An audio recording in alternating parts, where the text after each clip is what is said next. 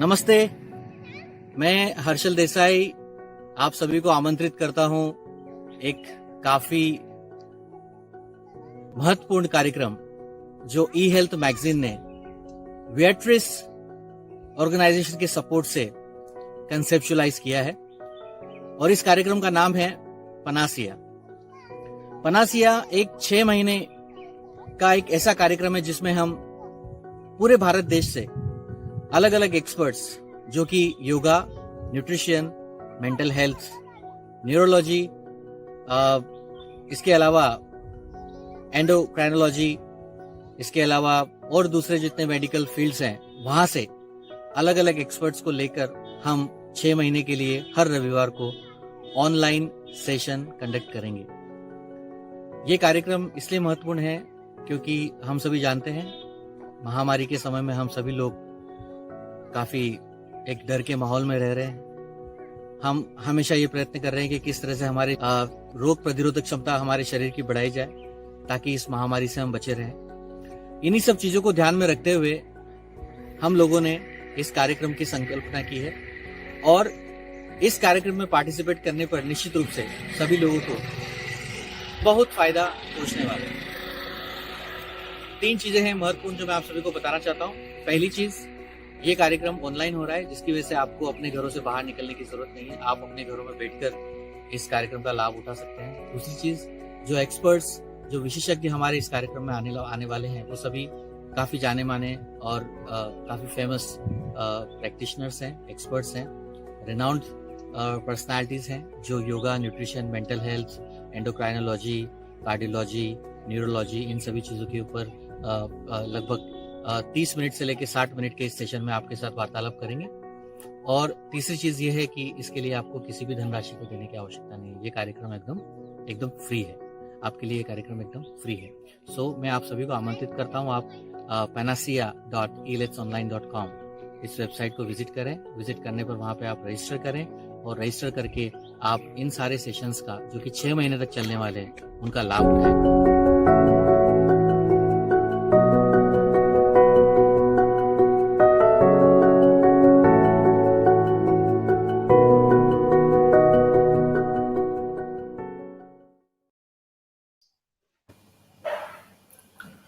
Good morning, everyone.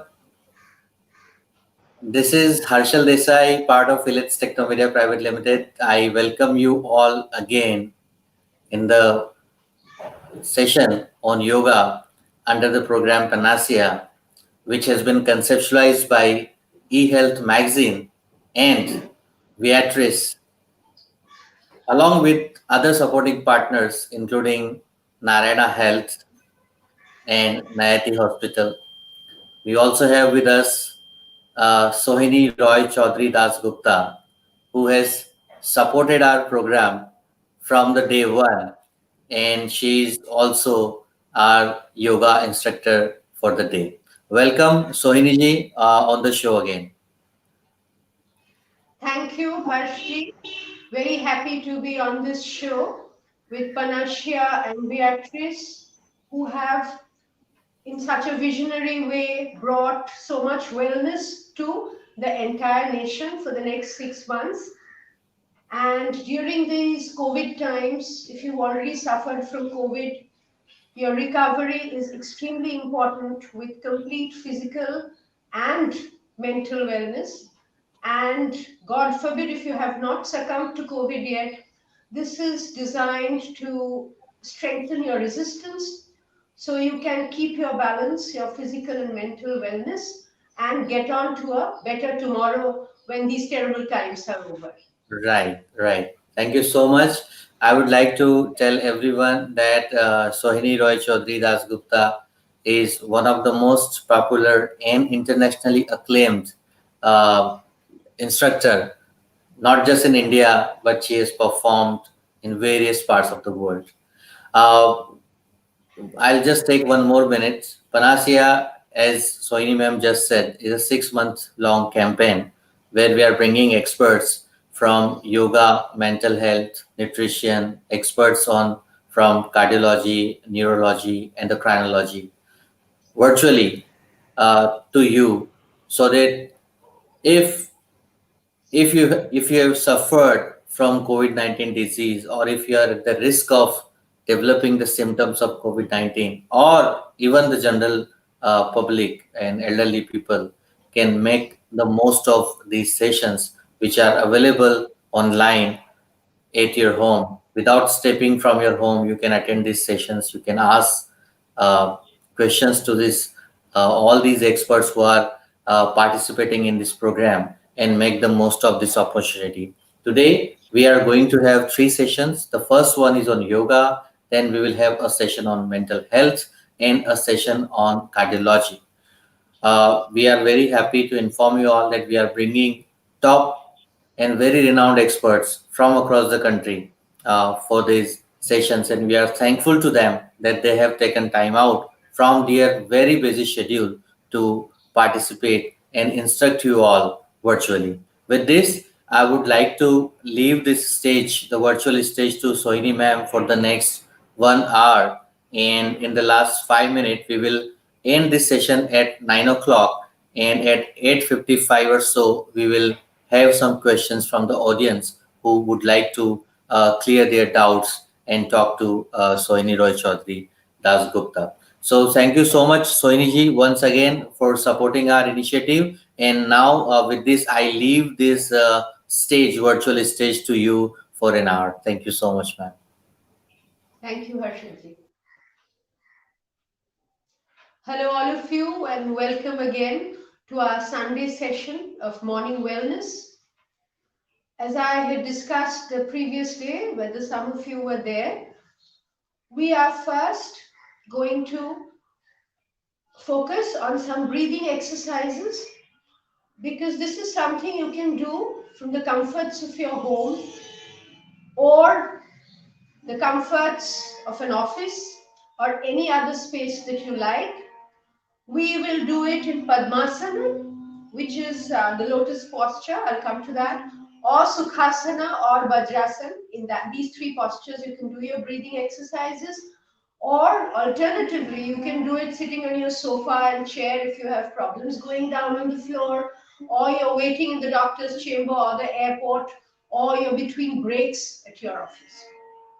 Ashtanga Yoga by Maharishi Patanjali. Anga means parts of the body.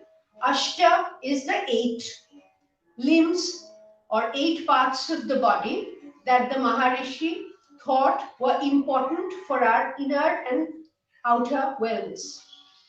8 why? Because a lotus has 8 petals and are in equal proportion, symmetry and harmony to assure that our internal and external wellness is perfectly put together.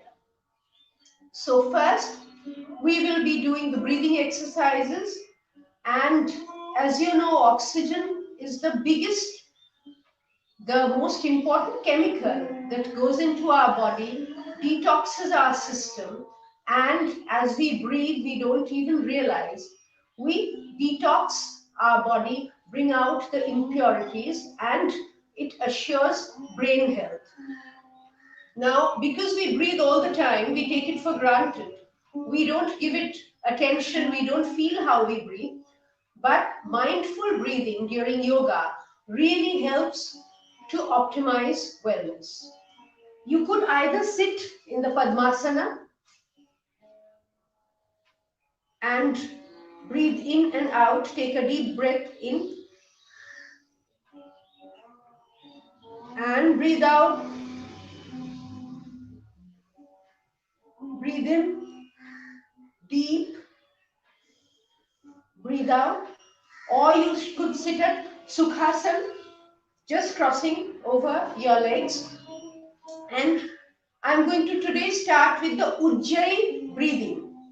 Ujjayi breathing is the breathing of the victorious, the breathing of the confident. And Ujjayi breathing is what makes you simulate the ocean waves. Like when you stand next to a sea, you see the waves going in and going out, and you can hear it. There is a distinctive sound. So we are going to breathe, making a sound. Deep breathe, making a sound. Breathe out, making a sound. And we breathe through here, the diaphragm, not through here. When you breathe through here and make a conscious effort to make a sound, you will hear a hissing sound. So make a hissing sound and breathe.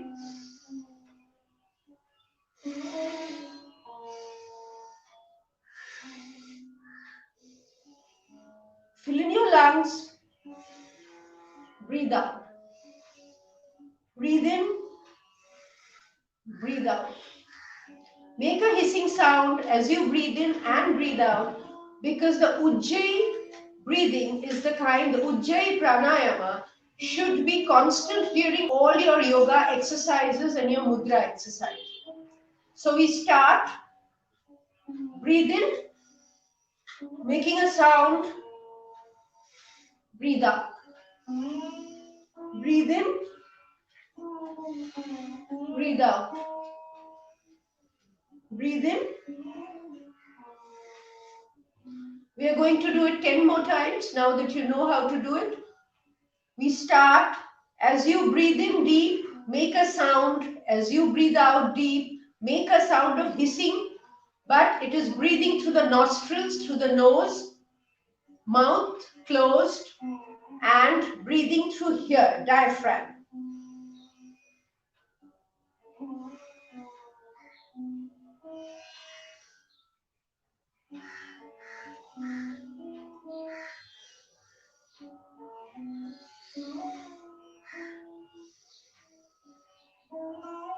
And breathe out. Breathe in, breathe out. Breathe in. 5, breathe out. Breathe in, breathe out. Breathe in, breathe out. 3 more. Breathe in and breathe out. Breathe in and breathe out. Breathe in and breathe out. Last twice. Breathe in.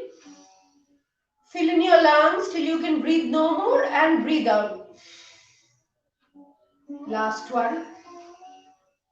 Breathe in. Breathe out. All of you did quite well. I can feel it. And I'm sure you feel lightheaded with all that oxygen going into your body, going in correctly. Next, we are going to do the alternate breathing, the Nadi Shuddhi. For that, one hand is in your Dhyana Mudra, index fingers and thumb pressing together, stretched on your left leg. The right hand goes into the Vishnu Mudra, which means the index finger and the middle finger folded together, the thumb pressed on the right thumb pressed on the right nostril. Breathe in through your left nostril deep. Now release the right nostril, breathe out. Breathe in through the right nostril. Release through the left nostril. Breathe in through the left nostril. Release through the right. And we carry on a cycle of 10. Breathe in through the right nostril. Release through the left. Breathe in through the left. Release through the right. Breathe in through the right. Release through the left. Breathe in through the left nostril. Release through the right. Breathe in through the left, right. Release through the left. Breathe in through the left. Release through the right. Breathe in through the right. Release through the left. Breathe in through the left. Release through the right.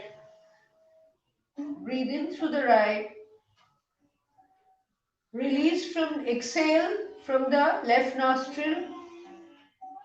Deep breath through the left nostril. Fill in your lungs. Release through your right nostril. Breathe in through the right nostril. Release through the left. Breathe in through the left nostril. Press your left nostril. Release the right nostril. Breathe out through the right nostril. And last, breathe in through the right nostril. Deep breath. Release through the left. Here's your Nadi Shuddhi, using your right thumb to block the right nostril when you breathe in through the left, and your ring finger and little finger to block the left nostril when you release your right to exhale. I'm sure you've got the Nadi Shuddhi right. Next, we are going to do the Kapalbhati, which is the gentle inhalation and the forceful exhalation, which throws out impurities of the body with the carbon dioxide that we breathe out. It is also very good to tone your abdomen, to reduce your waist, which all of us at all times want to keep our waist slim. Also, please remember, if you're pregnant, this is not to be done. If you have high blood pressure, this is not to be done. You must not do it, not to be done if you're pregnant or you have high blood pressure. This is also to be done on an empty stomach, sitting up straight. You could do it in Sukhasana, or you could do it in Vajrasana, the thunderbolt posture. This is how you do it. Breathe in deep. Hold for a second and breathe out forcefully. Breathe in, breathe out. Breathe in, breathe out. 2, 3, 4, 5. Breathe in, breathe out. Breathe in, breathe out. Breathe in, breathe out. Breathe in, breathe out. 5 more times. Breathe in, breathe out. Breathe in, breathe out. Breathe in, breathe out. Breathe in, breathe out. 3 more times. Breathe in and breathe in, breathe out. Breathe in, breathe out. Last time. And your Kapalbhati is done. We will come back to Sukhasana. If you want to stretch a little before we begin the Mudra Wellness, stretch out your legs. Feel the stretch here. Right hand on the right feet and left hand holding your heel. Put your head down on your knee. 1, 2, 3, 4, 5, 6, 7, 8, 9, 10.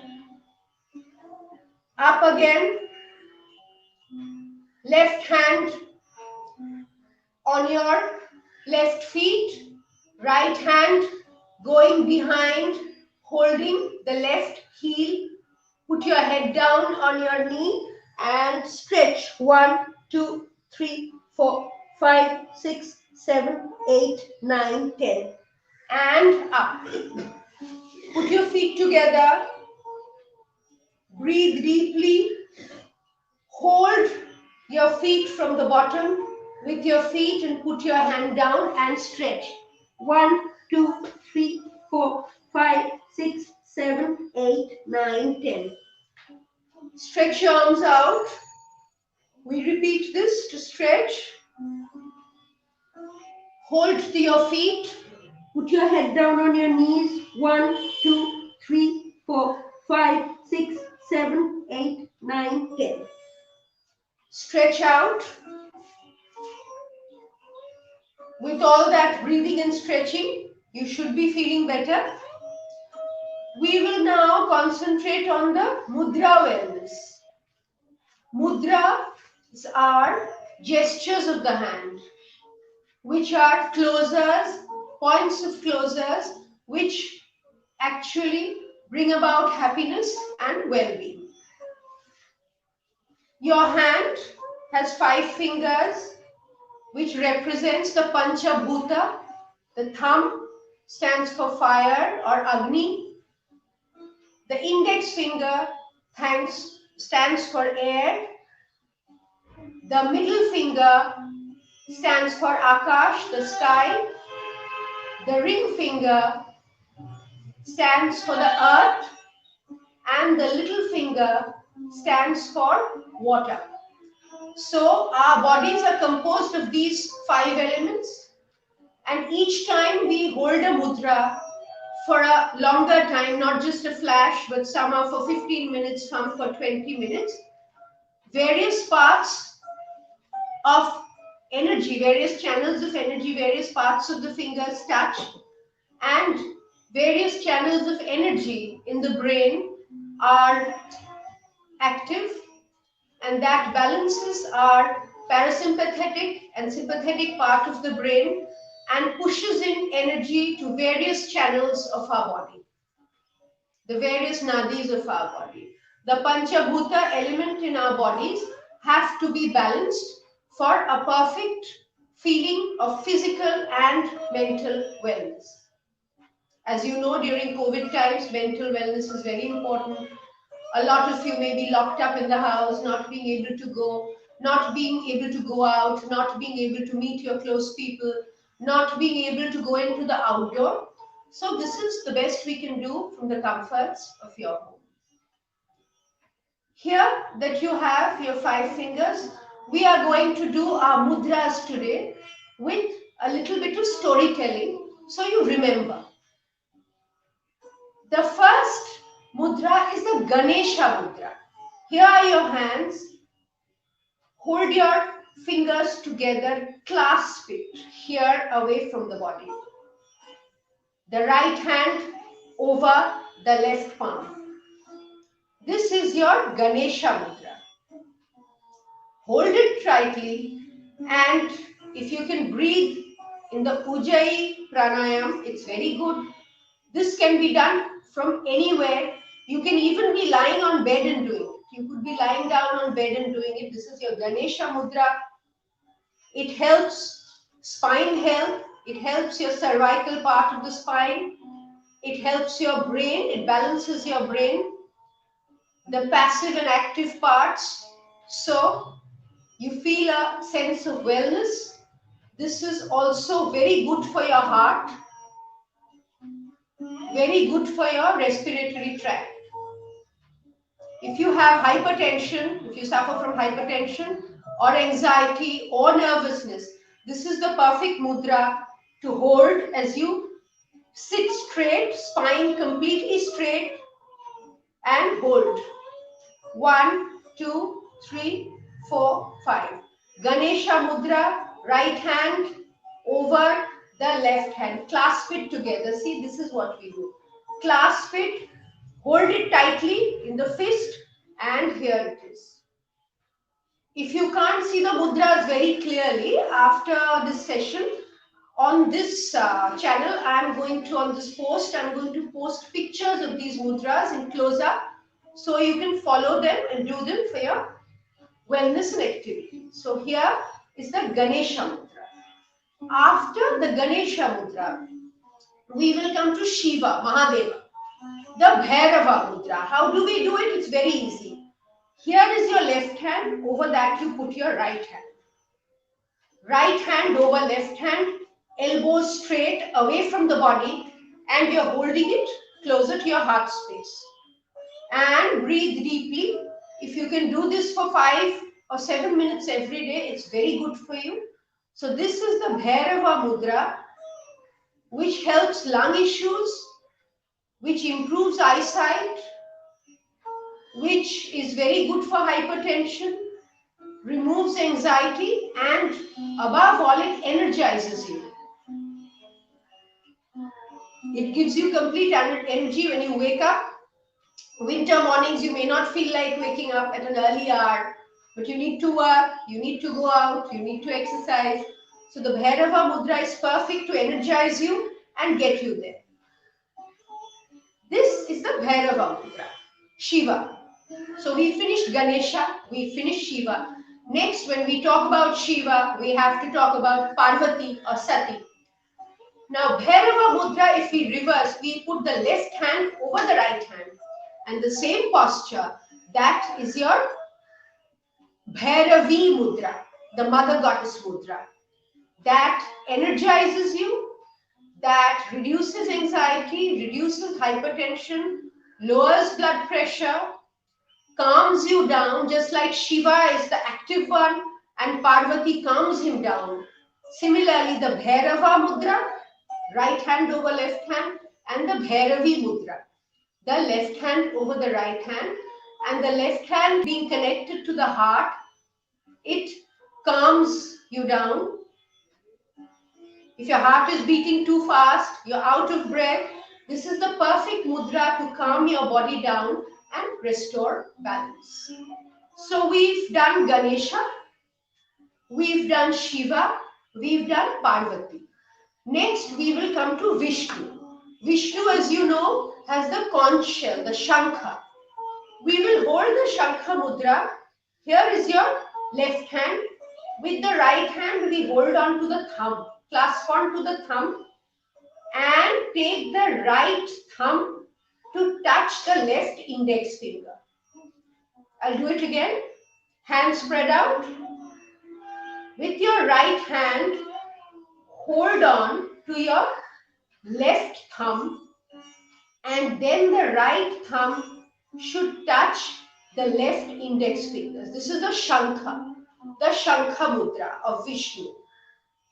Here it goes, the Shankha Mudra of Vishnu. Hold it tight, holding your shoulders straight, holding your spine straight, pressing against the floor with your body. Here is the Shankha Mudra, which cures all illnesses relating to the throat. If you have a sore throat, if you have a throat ache, if you have thyroid, or if you have problems related to tonsil or any bronchial issues, the Shankha Mudra, holding it 10 to 15 minutes a day, can really help. And this is also mudra, you can do it lying down on your bed. Here is your Shankha Mudra. Right hand here, left hand, right, with your right hand, hold your left thumb, and then let your right thumb touch your index fingers. So here is your Shankha Mudra, Lord Vishnu, to clear your throat. The chakra here is helped, bronchial issues are helped, sore throat, cough and cold, tonsillitis issues, and thyroid here at your throat for the Shankha Mudra. Next, we will come to Brahma, the creator, the Brahma Mudra. Hold your hands out, the palm, in a tight fist, thumb in first and then your fingers. Thumb should not be out. First your thumb in, then the rest of your fingers to make a fist, and here it is. Press the two fists together. It can be like this too, on top or at the bottom. And press the two. This is the Brahma Mudra. Brahma. I'll show it to you once again. Your palm out, thumbs in, curl your hands into a ball, into a fist, tightly, turn it over and press it together. Press it together.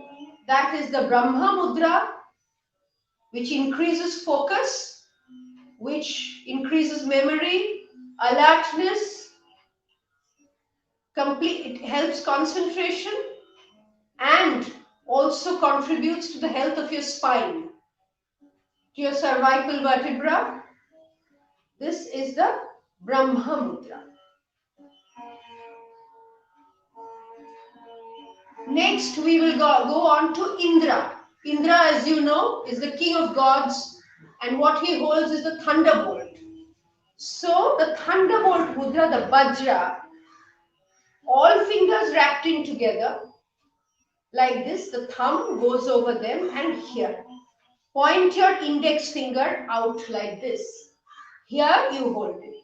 This is the Vajra Mudra. The Vajra Mudra energizes you. It is for a surge of energy, for feeling empowered, for concentration. If you're feeling down, if you're feeling sad, if you're feeling depressed, this is the perfect mudra to bring you back to your happy, confident self. The Vajra Mudra, index finger out and here. We will go over these mudras once again so that you don't forget, just to sum up. Here is the Ganesha Mudra. Hand, right hand over left hand, fingers clasped together, thumbs tucked in, held here, shoulders up. This is the Ganesha Mudra. The Bhairava Mudra, right hand over left hand in a meditation posture. The Bhairavi Mudra, right hand over, left hand over right hand, to calm down your senses and for the health of your heart, the cardiovascular tract and the respiratory tract. We go on to then the Vishnu Mudra, the Shankha Mudra, right hand holding the left thumb and the right thumb over the left index fingers. This is the Vishnu Mudra to clear out throat ailments.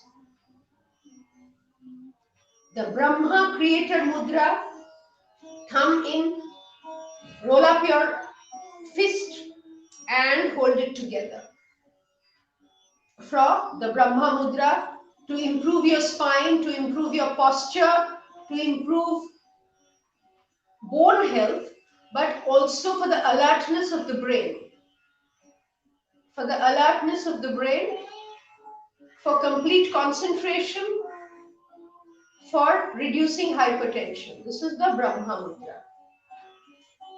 And the Indra, the king of gods, the Indra Mudra, Indra and his Vajra.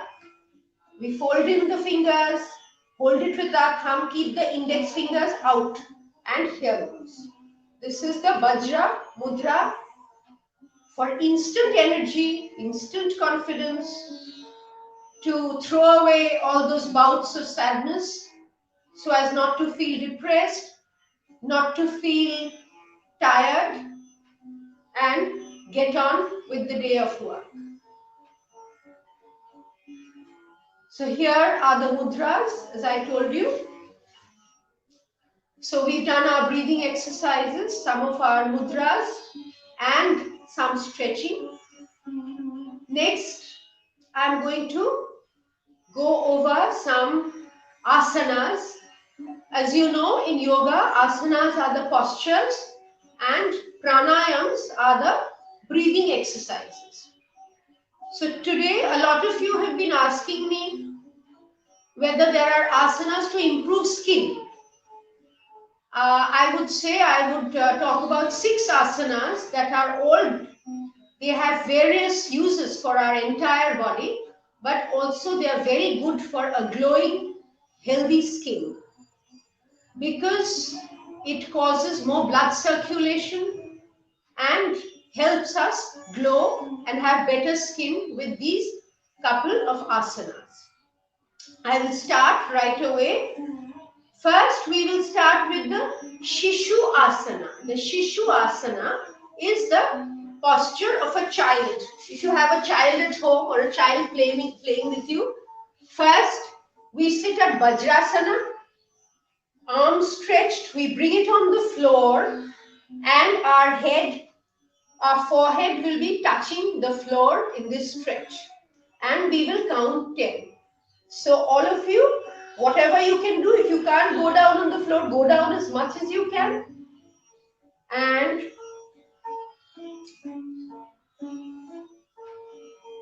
1, 2, 3, 4, 5, 6, 7, 8, 9, 10.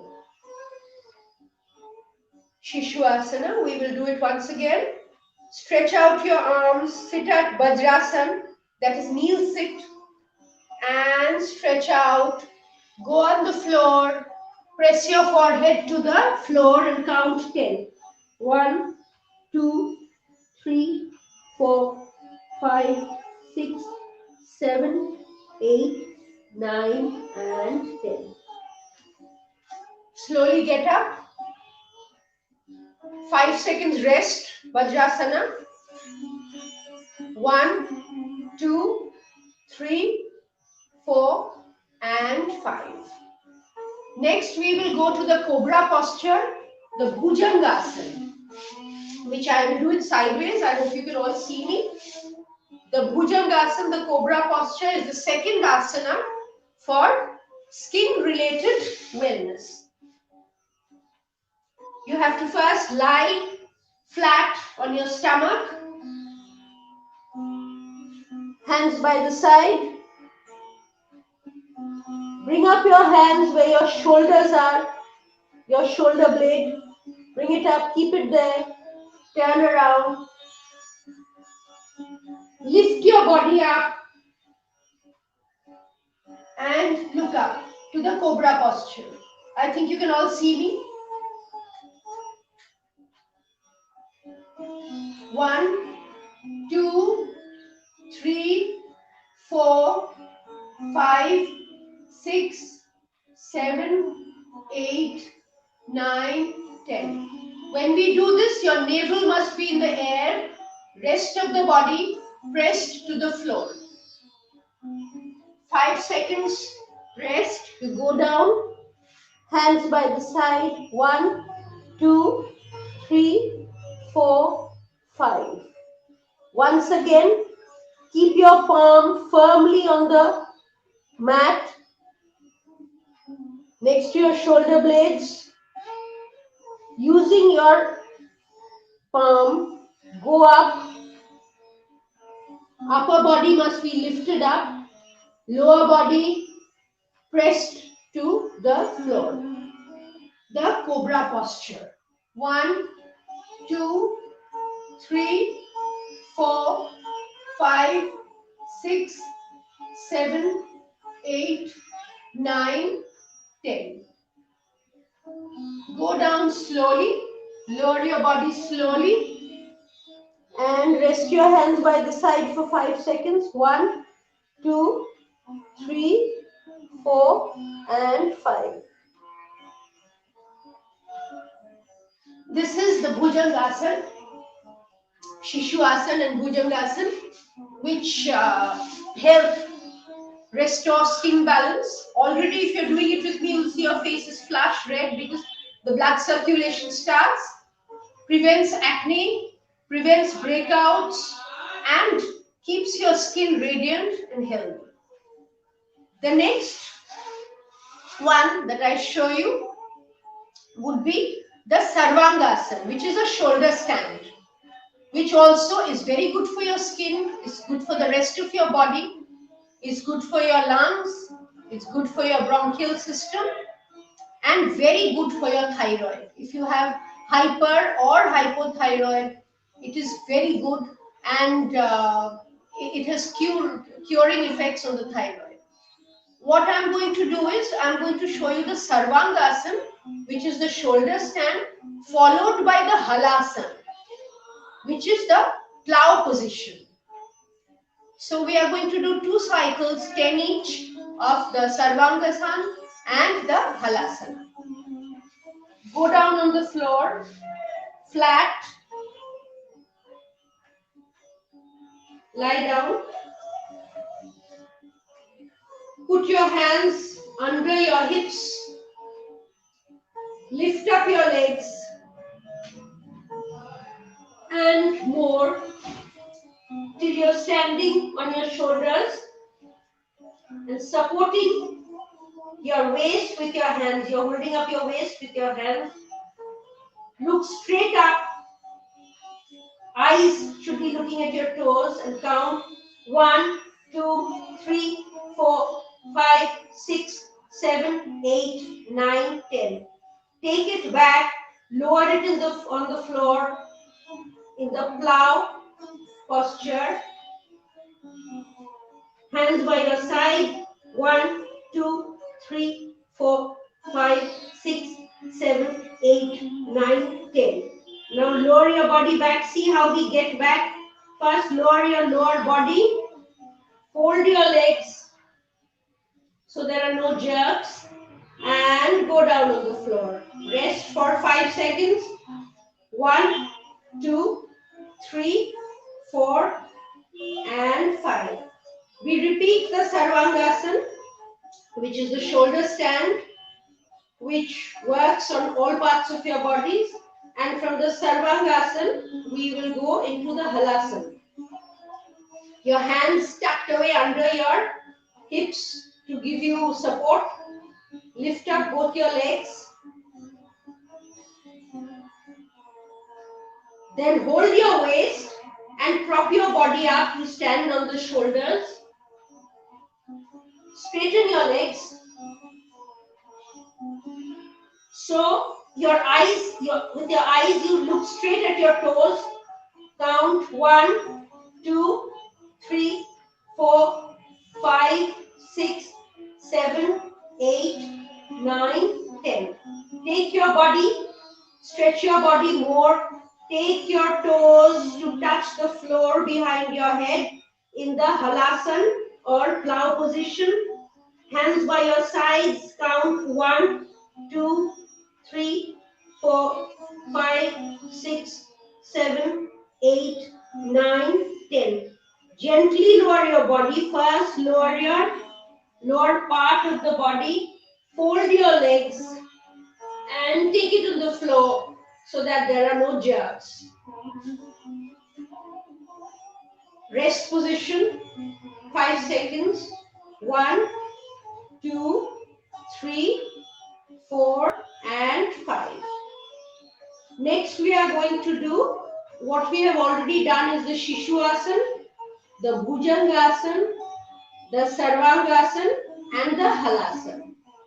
Next, we are going to do the Matsyasana, the fish posture. The fish posture, you can, if you can't do a Padmasana or a Sukhasana, keep your legs straight, or you can fold it like this.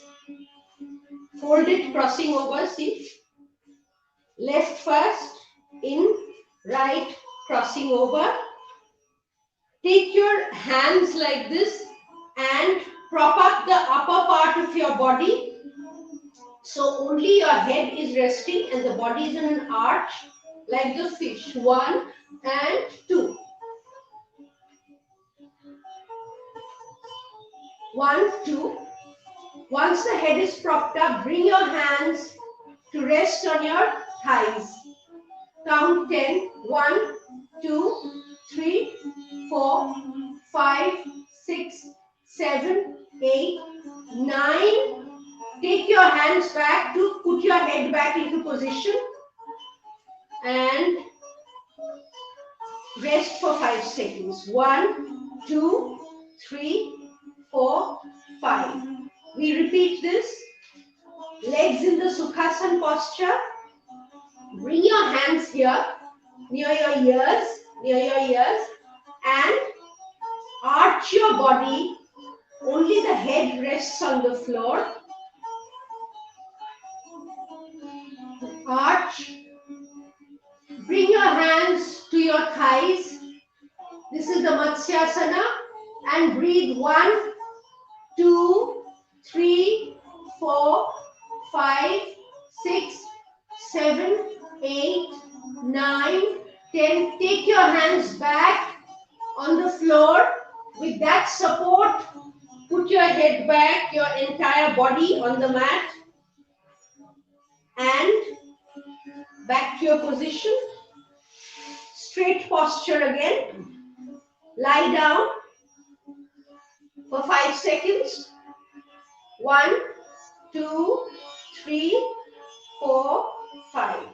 Now we will get up, and there's a technique of getting up. Turn over the sides, and here we get up.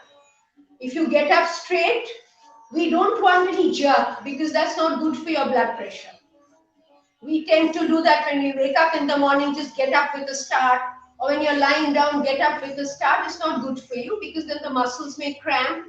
Or you might have a sudden surge of blood in your head. You might feel dizzy. So you get up gently from the side. So the last asana that I show you, that is meant for the skin, for benefits of the skin and a glowing skin, would be the Ushtrasana, which is the camel posture. The camel posture, we are standing on our knees. Vajrasana, we are standing with knee stand. Take your right hand around and touch your right heel. Similarly, take your left hand and touch your left heel. And here we go in the camel posture. 1, 2, 3, 4, 5, 6, 7, 8, 9, 10. Come straight up. Sit at Vajrasana. That is the resting posture for Ushtrasana. 1, 2, 3, 4, and 5. We repeat this once again. Stand, kneel stand, right hand stretch, touch the heel, left hand stretch, touch the left heel, and 1, 2, 3, 4, 5, 6, 7, 8, 9, 10. Come up in the Vajrasana. 1, 2, 3, 4, and 5. We have done, now we are going to do Shavasana, which is the lying down asana. To rest from the asana routine for 10 counts, we are going to do Shavasana. Lie flat on your back, hands upturned like this, head on the side, and count 10. 1, let your body go, don't hold, let loose. 1, 2, 3, 4, 5, 6, 7, 8, 9, 10. Okay, now turn over and up you go. So these are the asanas for today. Were tailored towards a glowing skin. What were the asanas? We'll go over it again. Shishu asana, the child posture, Bhujangasana, the cobra posture, Sarvangasana, the shoulder stand, Halasana, the plow, Matsyasana, the fish, and the Ushtrasana, the camel. That with your breathing exercises, the pranayam, the Ujjayi pranayam, the Kapalbhati, and the Nadi Shuddhi, and our storytelling mudras, the Ganesha, the Bhairava, the Bhairavi, Vishnu's Shankha, Brahma mudra, and your Vajra mudra. I would think that would be all for today. More or less a routine. If you have any questions, I'm very happy to answer them. So over to Harshad and Pooja. Thank you so much, Ms. Sohini Roy Chaudhary Das Gupta. Thank you so much for it was really great. Today we learned good number of asanas. I just have one question that we would like to consider for today. Someone has asked that if they are not able to perform the way instructor perform, right? These all these asanas, what they do? You see, if they have a particular cramp or they're not as flexible, Uh-huh. flexibility happens with yoga. So if you're trying to do it by the 10th day, you'll see you'll be able to do it. Number Okay. one. And number two, if you have a problem, any medical issue or something, then concentrate on the upper part of the body. If you can't do the lower part, make sure you're sitting on a hard surface which is firm, and concentrate on the upper body exercises. Right, right. One more question, which is, I mean, of course, we should answer this because many people, do have these questions. Probably they may not ask it every time. Is that should we strictly perform yoga in the morning, or we can do it in the evening or night also? Ideally, you should do it in the morning, but many of you work and many of us travel a lot. I myself travel a lot, so you're in various time zones. So then you should do it in the evening. It doesn't matter as long as you do it, because morning here may be evening in Japan. So Right. looking at the bigger perspective, as long as you do your yoga, better to do it in the morning, but very good to do it in at other times of the day. But make sure you do it on an empty stomach, at least 1.5 to 2 hours after you've eaten anything. Okay. Okay. And also, it is said that even before doing yoga, 20 minutes before, also, you should not drink any liquid, not even a sip of water. So, Right. keeping that in mind, you can do it any time of the day. Okay. Great. Thank you so much. Uh, One more question that probably you may answer in your next session on next Sunday is related to yoga for backache and back pain, right? So someone would like to understand about this more, and I think we can take this in the next session next Sunday when you again join us. So thank you so much, Soiniji. We have our next expert, Dr. Sudipta. She has also joined us for today, and I would request my team to bring our next session is on mental health as we had announced in the morning. Dr. Sudipta Roy is with us. Welcome, Dr. Roy, to the show.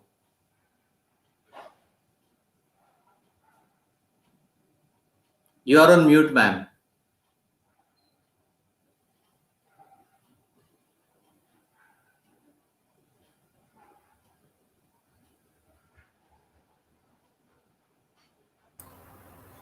Yes, yes, yes. Good Welcome. morning.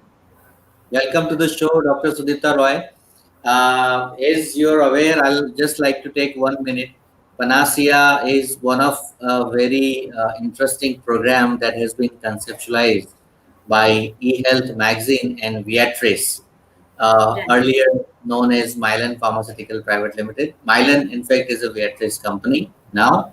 And with the support of Beatrice, we have been able to conceptualize a 6 month long campaign.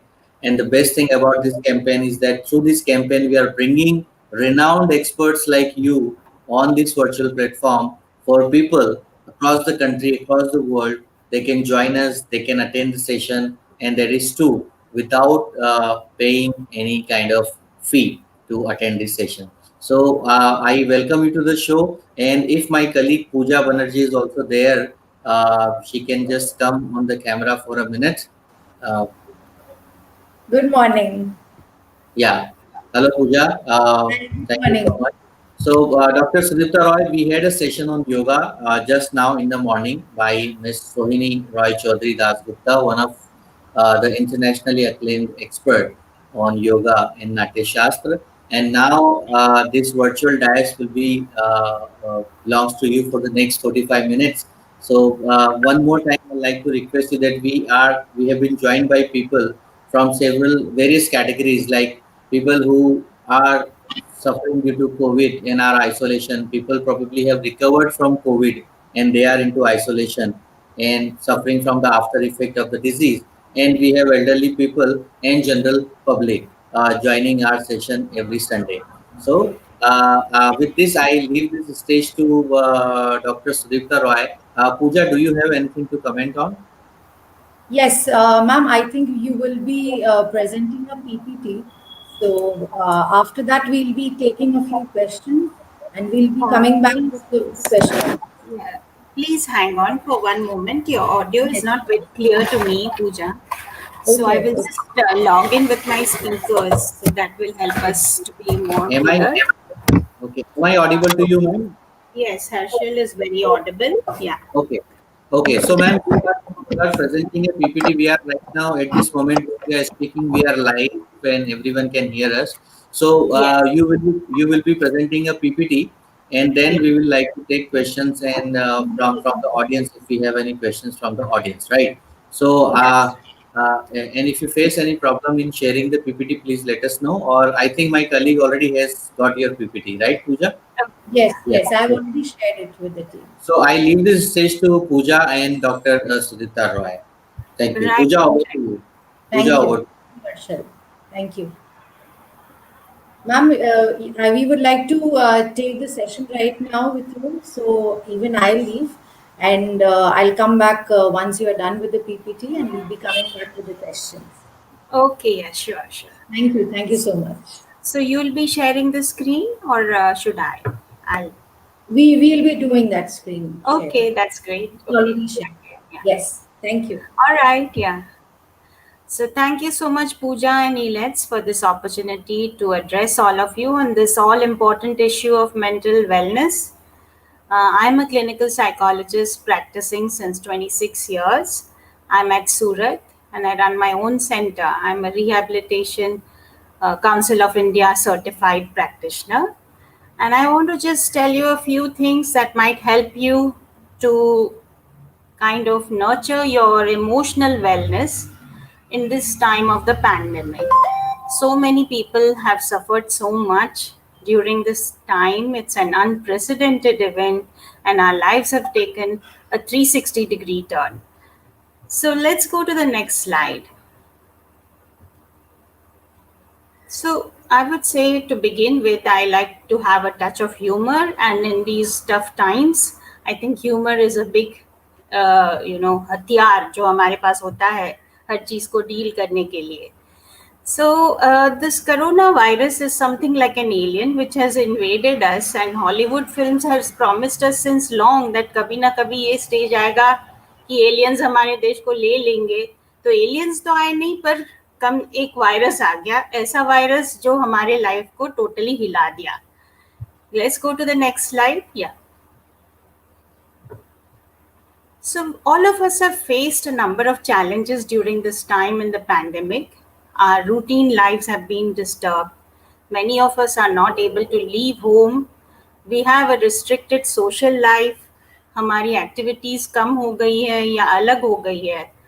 कई लोगों को economic strain है, like people are suffering because finances are low right now. Our incomes may have got lost. Some of us have lost jobs, and we have less access to being with the people that we were. Apart from that, we also have less access to outdoor and recreational activities जो पहले हम लोग खूब enjoy करते थे, बाहर जाना, खाना, दोस्तों के साथ रहना. अभी ये सब चीज़ें भी कम हो गई है. एंड अगर आपको कोविड हुआ है तो उसके बाद तो ये चीज़ें कुछ दिनों तक, जब तक आप क्वारंटाइन में हैं, तब तक आपकी लाइफ बहुत ही अलग हो जाती है. उसके अलावा we also experience that there is a less access to desired supplies. First, our homes were full of things, and now we have to compromise on a number of things. Our household responsibility has increased, our demands have increased. There is an increase in negative feelings like boredom, anxiety, fear, uncertainty, agitation, irritation, anger, frustration, ये सभी चीज़ें हमको होती है. और हमारे आसपास जो भी हैं, आपने इनमें भी नोटिस किया होगा कि they are also suffering in the similar way. आपके फ्रेंड्स भी यही बताएंगे कि वो लोग बोर्ड है, वो एंग्शियस फील कर रहे हैं, किसी किसी को बहुत ज़्यादा फियर हो जाता है. इसी टाइम में हमने ये भी देखा है कि लोगों का वेट में भी काफ़ी उतार चढ़ाव रहता है. किसी की बहुत गेन हो जाती गेन हो जाती है और किसी किसी की बहुत कम हो गई है इस टाइम पे. I have seen people who have lost 10 to 12 kgs in the lockdown period and some who have gain 10 to 12 kgs also. Lot of people are fearing the illness. अनेक साइकोसिस सा बना पड़ा है. लाइक किसको आने दे घर में, किसको नहीं आने दे, कहाँ जाए, कहीं कहाँ नहीं जाए, ये सारी चीज़ें सबको बहुत परेशान करके रखी है. Let's go to the next slide. So all of this is resulting in stress for अस.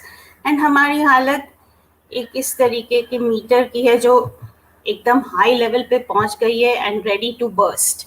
हमारा दिमाग अभी फट रहा है and we can't really know what to do with ourselves at this time. Let's go to the next slide. So ये stress क्या चीज़ होती है, इसको हमें थोड़ा सा गहराई से समझना है. एक चीज़ है कि there are different types of stressors. मतलब हमारे लाइफ में हम देखते हैं कि हर एक इंसान को अलग अलग टाइप्स की स्ट्रेस फेस करनी पड़ती है. Like a lot of people face environmental stress, all of us do that. जैसे पोल्यूशन है, नॉइज़ ज़्यादा है, वाटर स्कैसिटी है, हमारी एयर पोल्यूशन है. All of this creates a lot of environmental stress on us. उसके अलावा हम साइकोलॉजिकल स्ट्रेसेस भी फेस करते हैं. कभी कभी we have some wishes, like जैसे हमने सोचा था कि हम कोई अपने करियर में एक मुकाम पे पहुंचेंगे, पर हम वहाँ नहीं पहुंच पाते हैं. So that creates a psychological stress. कभी कभी ऐसे होता है कि when we are with people whom we love, we find that वो लोग कुछ हमसे चाहते हैं जो हम रेडी नहीं है देने के लिए, या हम कुछ मांग रहे हैं उनसे और वो नहीं दे पाते हमें. So this again creates a psychological stress for us. Plus हमारी खुद की फ्रस्ट्रेशंस होती हैं कि like we want to do certain things and we are not able to do them. Like a lot of us used to have a habit of going to the malls every weekend. And now because of the COVID situation, we find that we are not able to do that. So again, that creates frustration and stress for us.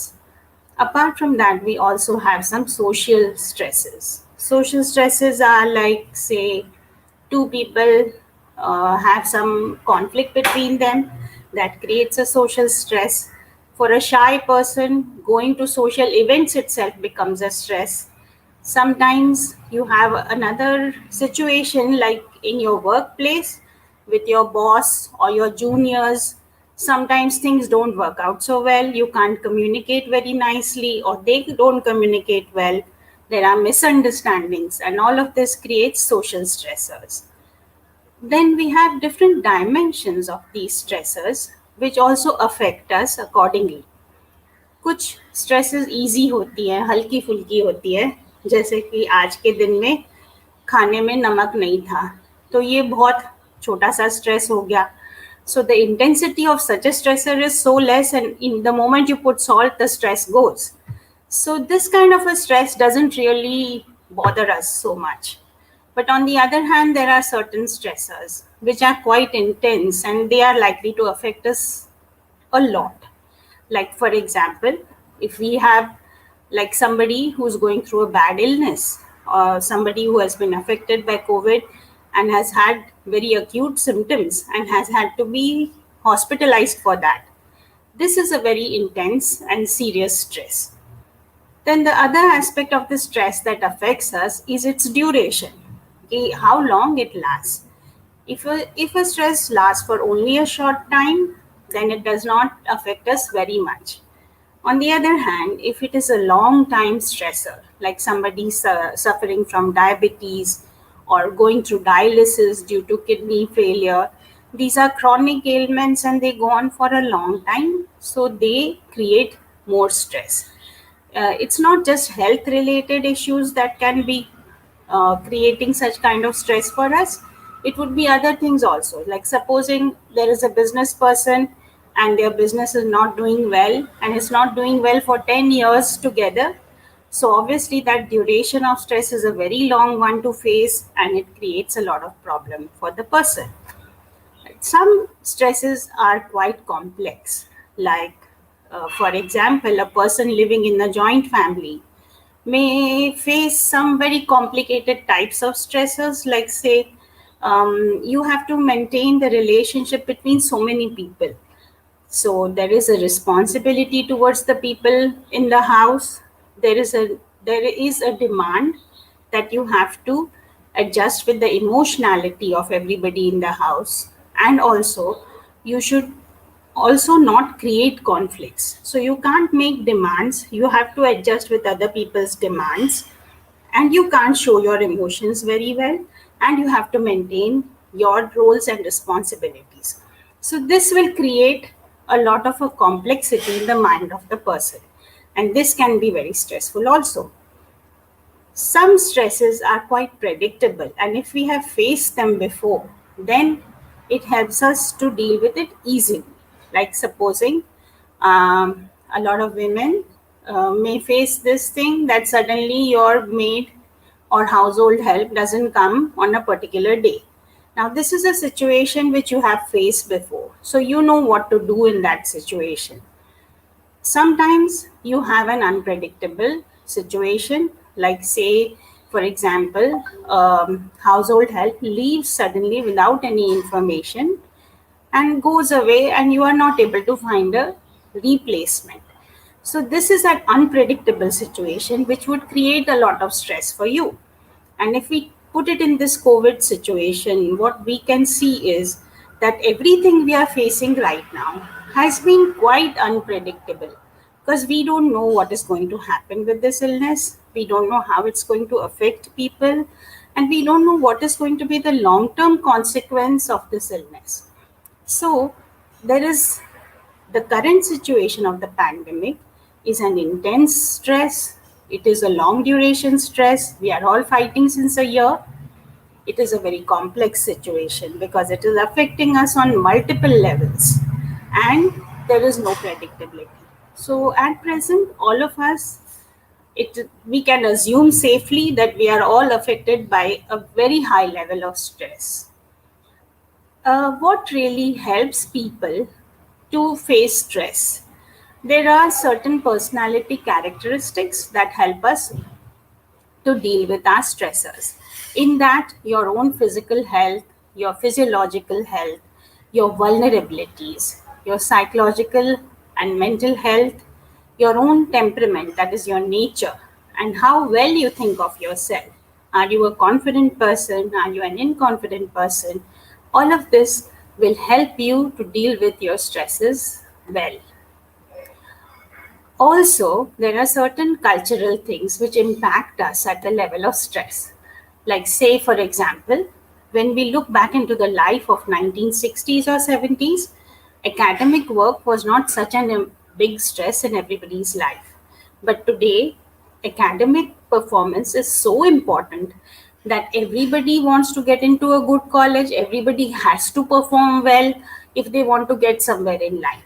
तो आपकी career बहुत ज़्यादा निर्भर उस बात पे करती है कि आपकी एकेडमिक परफॉर्मेंस कैसी रही है.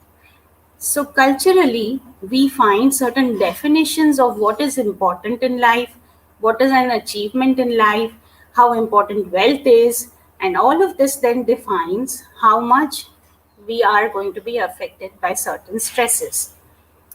Right now, health is a very important value. We have seen that over the last 20 years or more, people have taken up to a lot of lifestyle changes. Like people have included exercise in their daily routine, walking, cycling, all of these things have become important to us. Going to gyms is also important to us. So there's a cultural definition of health at present, which is also pressurizing. Like all of us find the need to remain physically fit and to be symptom free or health without any major illnesses. When we evaluate a stress, then our resources are important in deciding how stressful that is going to be for us. Like, say, do we have enough money? Do we have the right kind of health? Do we have good relationships and supportive people around us? And do we have the skill to deal with what is there before us? Like, say, some time back, we had seen a tremendous exodus of migrant population. Why did that happen? Because in their level of skills, they don't know how to adapt to the current situation. In their level of skills, it's not possible for them to generate alternate incomes right away. So it's a very different scenario that they are facing. So all of this together determines how we would react to our stress. Sometimes our bodies break down, immunity breaks down, and we get different types of illnesses. And this is our physiological response. Sometimes we respond at the level of behavior.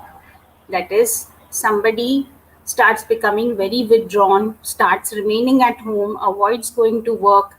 This is a behavioral response to the stress. At the other level, we also see that there is an emotional response. Some people become more irritable or they become more sad and depressed whenever there is a stress in their life. And then we also see certain cognitive responses to stress. Like, say, some people develop negative thoughts and are constantly overthinking. So that is a cognitive response. Sometimes we also see people losing memory because of stress. We also see that they uh, do not have a good enough attention span and they are not able to focus on things as well as they used to when they were not stressed. So, stress seems to be a very big package of problems. It seems to be affecting us at multiple levels in multiple ways, and there are several factors involved that determine whether we'll be affected by stress or not. Next slide, please. So, when we are dealing with a tough situation like the COVID sequelae, then we often think of it only as a physical problem.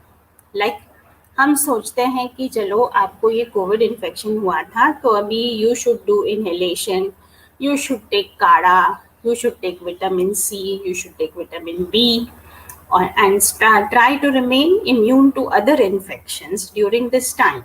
You change your lifestyle, try to strengthen your lungs and heart, and that will kind of build an armor for you physically. But at that time, we rarely tell ourselves that we have to look after our mental health also. ये बात तो हमारे ध्यान में रहता ही नहीं है कि हमारे दिमाग की भी केयर हमें लेनी होती है. तो आज हम ये देखना चाहेंगे कि दिमाग का केयर कैसे लिया जाता है. Let's go to the next slide.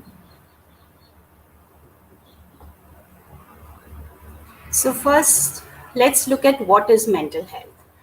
Mental health is a state of complete physical, mental, and social well-being. It's not merely the absence of a disease or infirmity.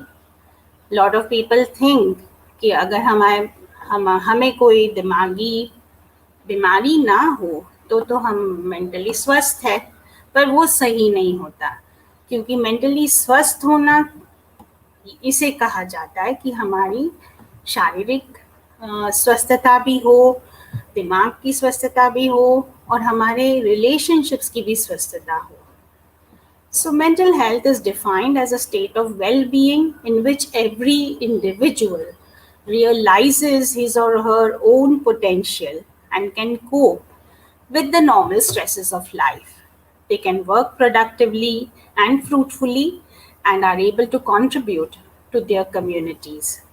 So, to be a mentally healthy person, you should be able to realize your potentials. You have to be able to deal with problems in your life and you should be a productive member of your society. Like you are contributing occupationally, financially to your family as well as your community. Only then you are mentally healthy. Let's go to the next slide. So, what is the significance of mental health today in this pandemic time? So, the pandemic has induced lockdown, which has impacted us all. There are several triggers of mental health conditions. People have lost family members, they have become isolated, they have lost income, they are constantly fearful of getting the virus, and many people have faced high levels of depression, high levels of alcohol use, drug use, sleep issues, anxiety also. There is increased domestic violence, there is an increase in child abuse, and there is an increase in academic and behavioral problems of children. Let's go to the next slide. So, what can we do to manage our stress levels and thus achieve a better mental health? There is a four-step approach which I have called ACAC. That is, you have two ACs. You need to have two ACs to deal with this stress. One is acceptance. Like say, we need first of all to be able to accept that something like this has come onto this planet. We have a virus to face, and we are all in it together. So we need to figure out that there is an illness around. अभी आज अगर आप बाहर निकलेंगे आप देखेंगे कुछ लोग हैं जो बहुत बोल्ड हैं, I would say risk takers हैं, क्योंकि वो लोग मास्क के बिना घूम रहे, उनको सैनिटाइजर्स की कोई परवाह नहीं है, हाथ धोना भी शायद भूल जाते होंगे. इन्हीं कारणों से वो लोग अपने आप को और दूसरे लोगों को इस इन्फेक्शन के रिस्क में डालते हैं. तो these are the people in denial that there is nothing like COVID around, and ये सब मन की बात है, ये सब this is just a big scam, let's just forget about it and live our life as it was. Okay, so that is a situation of non-acceptance. First of all, to be healthy, we need to accept the reality around us. Second thing that we need to do is to be cooperative. Cooperative to whom? Cooperative to the government for whatever they administratively enforce in order for us to deal with this entire pandemic situation. Second thing is we need to cooperate with our own family members and employees or employers in such a time, because all of them are facing a very tough time and it is unprecedented. So cooperation is extremely important. The next thing we need to do is to fuel our awareness, like learn as much as we can about the virus, its nature, and its treatments. WHO is constantly addressing the entire world on live Facebook chats. I can say that they are also running around like a headless chicken because they don't know how to deal with this situation. But keeping ourselves informed keeps us forearmed. There was a time when this pandemic had just begun. तब ये बात चली थी कि surfaces की वजह से ये पैंडेमिक ज़्यादा फैल रहा है. अब हम जानते हैं कि 10% of the infection is actually spreading through surface. तो जितना हमें पहले पागलपंती करनी पड़ती थी, हर चीज़ को धो के सैनिटाइज करके रखो, उतना अभी हम ना भी करें तो भी चलेगा. So awareness is all the time going to help us to deal with our stress. The other thing that we need to do is control. Control what? We need to control our intention and control our intensity of emotions. Yes. Sorry. So what we find is controlling our emotions, like when we are feeling extremely bored, extremely sad, extremely anxious, or extremely angry, we have to learn to control that particular emotion, and we will be seeing later how can we do that. Let's go to the next slide. So, in order to be really taking care of yourself mentally, you have to do the following things, and it means taking a one dose of each of these things. That is, one at one level, we need to be looking after our bodies. So, a lot of people have been avoiding bath, grooming, hygiene, exercise. They may forget to take medicine. Why? Because their routine has changed, and the things that they needed to do, like घर से बाहर जाना जरूरी नहीं है, तो bath avoid कर लिया, ग्रूमिंग अवॉइड कर ली, अपनी मेडिसिन की टाइमिंग पहले फिक्स थी कि ब्रेकफास्ट इस टाइम पे होता है, उसके बाद अब मेडिसिन लेंगे। पर अभी क्या हुआ है कि लोग ज़्यादा सो रहे हैं क्योंकि हमें कहीं जाना नहीं है, तो then because your sleep cycle has change, you might end up avoiding your medicine. So taking body care is an important part of the day, and we need to focus on it. The second thing that we need to do is to have focus on achievement at some level. So this can be done by kind of pursuing some academic goal, like enrolling for some courses. So even retired people or middle-aged people can still hone certain skills and learn certain new things while they are here in this lockdown period. You must have heard about these good websites called Coursera and Udemy. They've got a plethora of different types of courses that cater to different needs of people. Parenting की भी courses होती है, meditation की भी होती है, Indian philosophy पे भी होता है, स्पिरिचुअलिटी पर भी होती है. So you can take some of these courses and build your knowledge and awareness. You can also indulge in cooking and cleaning and taking care of the children. So no matter what age you are, whether you're a young adult, a middle-aged adult, or an elderly person, you can participate in looking after the emotional needs of the children in your own home or else in your neighborhood, because they are also at home and getting bored. So they need different types of stimulation. So your sense of achievement can come out of reaching out to all of these people. Then you can also build connections with different people in your family. You can strive to have a different type of relationship than it was before. You can bond with your relatives, with your friends, maybe even shop owners, pets. Try to keep connected emotionally and socially. The other thing that we need a once daily dose of is recreation. कुछ ना कुछ हमें अपने मन बहलाने के लिए भी करना ज़रूरी होता है, जैसे watching movies, listening to music, going for indoor games or outdoor games, and dance and craft, or even reading. Many of us have the hobby of reading, and this is something that comes to the rescue at a time like this. So it's an extremely important area of mental and emotional well-being. Let's look at the next slide.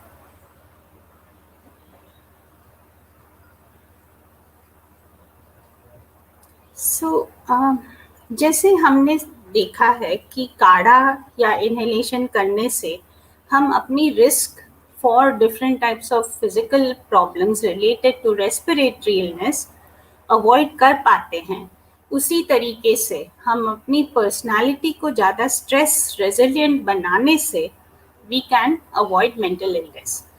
So there is a concept of hardiness given by Suzanne Kobasa, and she says that we can develop a stress resilient personality by having three qualities. One is challenge, the other is control, and the third is commitment. What is this challenge? Challenge means looking at things in your environment, whatever is stressful, you look at it as an opportunity to develop yourself in some way. So if we look at things as a problem, then it becomes more challenging. And if we look at it as an opportunity to develop ourselves or the environment, then it becomes an easier thing for us to do. Then we have to develop control. If we believe that our life outcomes are more in our own control rather than something happening because of luck, chance, and fate, then we are likely to become more stress resilient. Like in the sense, supposing you think कि ये जो pandemic है उस पर मेरी कोई role ही नहीं है, तो आप वो ही करेंगे जो और लोग कर रहे हैं कि मास्क के बिना घूम रहे हैं या फिर हैंड वॉशिंग भूल रहे हैं, सो दी या फिजिकल डिस्टेंसिंग नहीं मेंटेन कर रहे। तो if you believe that you have a chance of controlling outcomes in your life, you are likely to do the right thing to help deal with this whole infection. And you might find that you then remain symptom free and don't get this whole, you're not one of the victims of the pandemic. Then you have commitment. A lot of people who are stress resilient show a high level of commitment to their tasks and they have a strong sense of purpose. तो आप अगर कुछ वजह या वजूद के लिए जी रहे तो देन आपकी लाइफ बहुत अच्छी हो जाती है और आप हर तरीके के स्ट्रेस फेस कर पाते हैं. जैसे if in my life it has been a mission to work for the mental health of people around me and help them lead better lives. This whole thing makes my life so exciting that I'm able to get up for work with a sense of purpose. And no matter how serious the pandemic gets, I don't stop working and I keep trying to help people. So this strong sense of commitment helps you to get through stressful times. Let's go to the next slide. So to stay psychologically fit in this pandemic time, we have to do something for our physical wellness. We need to calm our minds. We need to nurture our relationships and we need to build our emotional quotient. आपने already देख लिया इसके पहले वाले session में कि आप योगा करेंगे डेली तो आप किस तरह से अपने आप को हेल्प कर सकते हैं to boost your immunity and to remain physically fit. So taking regular good nutritious diet, doing exercise, doing outdoor activity and having regular sleep helps you to maintain good physical wellness. Apart from that, you can calm the mind by doing deep breathing exercises, also doing meditation, using relaxation techniques, and there are some very nice ones on different videos that you can follow. You can also download apps for relaxation and all of them are useful. You can also take to journal writing, which is a very calming exercise. Then, apart from that, you need to nurture your relationships. How can you do that? Help in the household chores. So by that, you help your spouse. Then you have healthy communication. Healthy communication means a communication that conveys your feelings. Second, it is something that is done with respect to the opposite person. And third, it allows you to say exactly what you think or feel.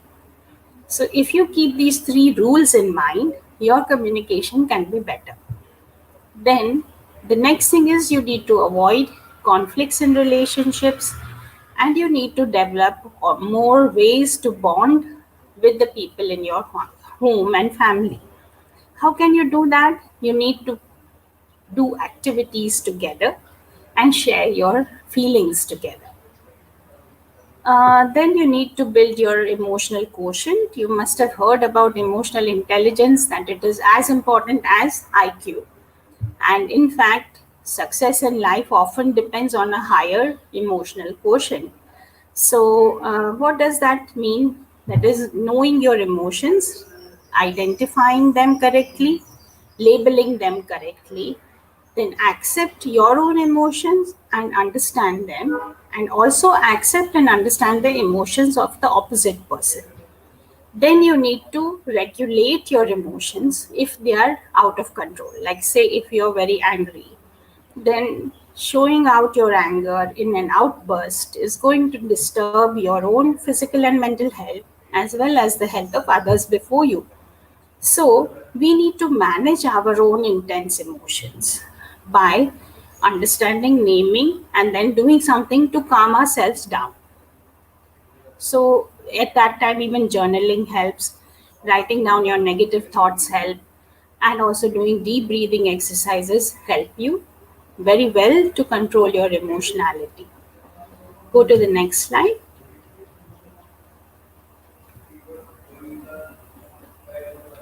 So now that we are facing a partial lockdown situation, and we are also facing COVID sequelae, so we can do certain things to really make our lives better. That's what we are coming to. Go to the next one. Yes. So one way that you need to, you really need to look for warning signs right now to see whether you are facing any kind of mental health problem.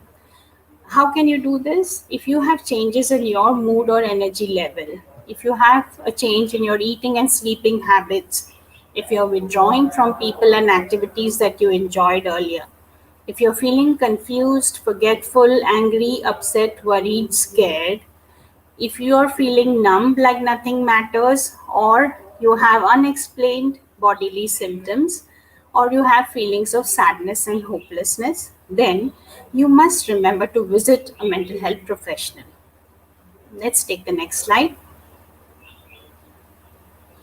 So, in this time, what we can do best to help ourselves is to reframe our expectations by taking a minimalistic approach. Let's not hope for too much. We just hope for the basic minimum to survive and survive well right now. Next slide. We can also restructure our work by making some adjustments in our workspace and routine. Many of us are working from home, so we need to have a comfortable space that can help us to focus and do what we need to do. Next one. We also need to reevaluate our resources. What are our abilities? What are our monetary backups? What are our emotional backups? And what do we have in the environment to really fall back on? We also need to be hopeful about the vaccine that is coming up, and hopefully, we will all get some way to deal with this entire pandemic situation a little better. The next slide, please. We also need to redefine our relationships with the environment, and we need to bond with each other without media as well as bonding over media, because we cannot throw media out of our house, so it has to be there. Like this program itself is such a very healthy way in which in your own homes you can do things to help yourself for free, and that's all happening because of media. So we can redefine our relationships in different areas and then start leading better lives. Yes, next slide. Thank you so much, ELETS, and also PANACEA for this very wonderful opportunity to talk about mental health and create a better awareness in people about it. I think people know less and in this matter, so I really laud this effort to bring this to every home. Yeah.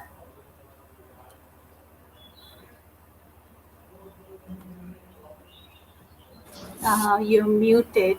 Yeah. Yes, sorry. So it has been a great session of yours, which has been very informative. I would just like to ask you, ma'am, one question that we have delivered. What is, in your opinion, is the most important quality in a counseling psychologist? What is the most important? We have mastered the art of being calm in this Yes. during this pandemic. This pandemic Yes. has totally taught us this. So, what Yes. is, our opinion, is the most important quality a psychologist should have right now, where they are dealing with a lot of people who are suffering from depression and anxiety, also post Yes. COVID. So, if you can just say this on an ending note. Yes, yes. So I think right now what we need most, what a counselor needs to have, and which is a beautiful quality that we develop with a great deal of difficulty. Right. I would say it's not just one quality, but it's more than one. One is listening, and that is listening without being judgmental. So that's very important. The second thing is being empathetic is very important right now. So, trying to put yourself in the other person's situation and understanding it from their point of view and not judging it. So, listen and empathize. This helps each counselor to reach out to their clients, and it also helps everyone who wants to nurture good relationships in their life. Yeah, COVID or not. Yeah. Yes. So thank you so much for being with us in this session, and it has really been a great experience for all of us. And the PPT slides were very insightful and very helpful for all of us, and I'm sure a lot of people has been benefited about through this PPT presentation which you have done.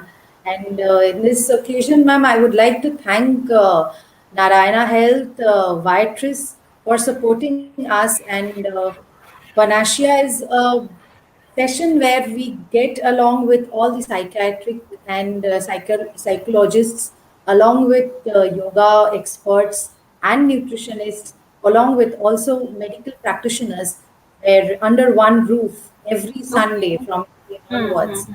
So Okay. where the registration is for free. It is panacea.iletsonline.com. And I would like to thank the entire team for getting this together, and ma'am, even you for a great insightful session for us, presenting it to us. Thank you so much. Thank you. Thank you, Pooja. And I would really love it if there's any question related to mental health. I'll be happy to take that over on. Yeah. Absolutely, absolutely. Ma'am, as of now, we are about to just begin our cardiology session. So we Okay. can take up the questions also. So I'll get back to Okay. you. Okay. Yeah. Fine. Thank you so much. Thank you. Yes. Thank you.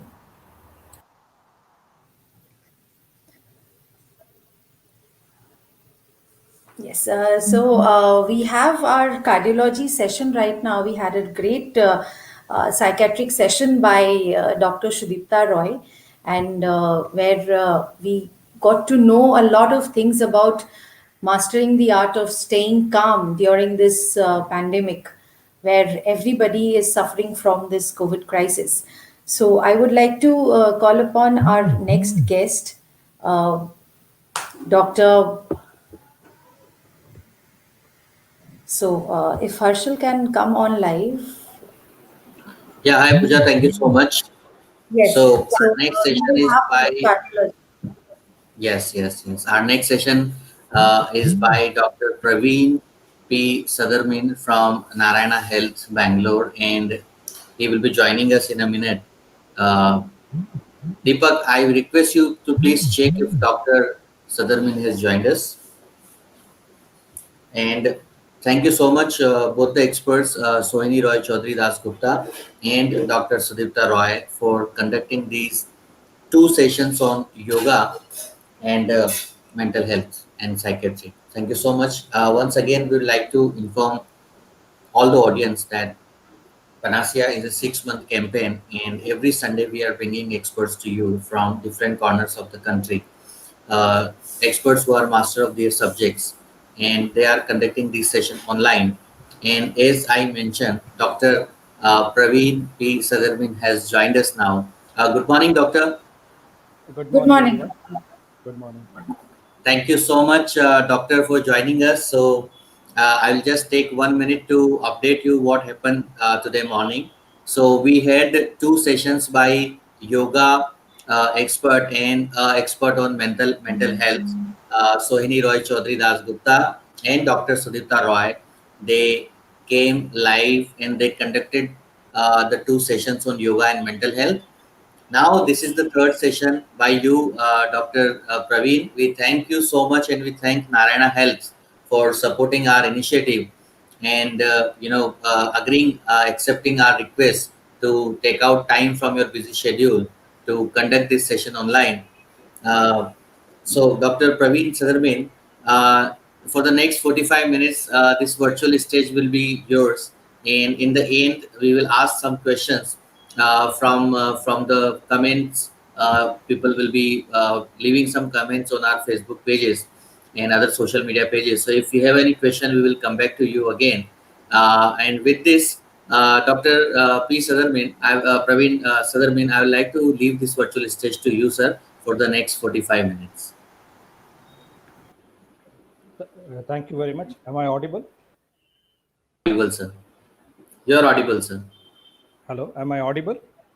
Yes, sir, you're audible. Thank you. Uh, Once again, I thank this opportunity for me to be with you guys and share my thoughts on this very important subject. As we know, we are going through an unprecedented pandemic. I'll try to keep this session as general as possible. I'll try to make it non-medical. Okay. While my slides are loading up,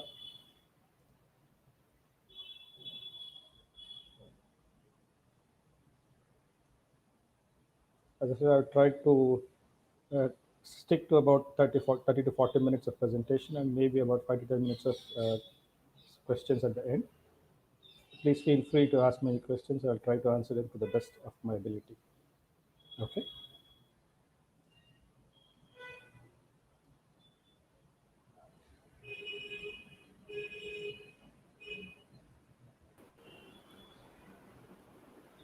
Sure thing, doctor. If you need any help, please let us know in running the PPT.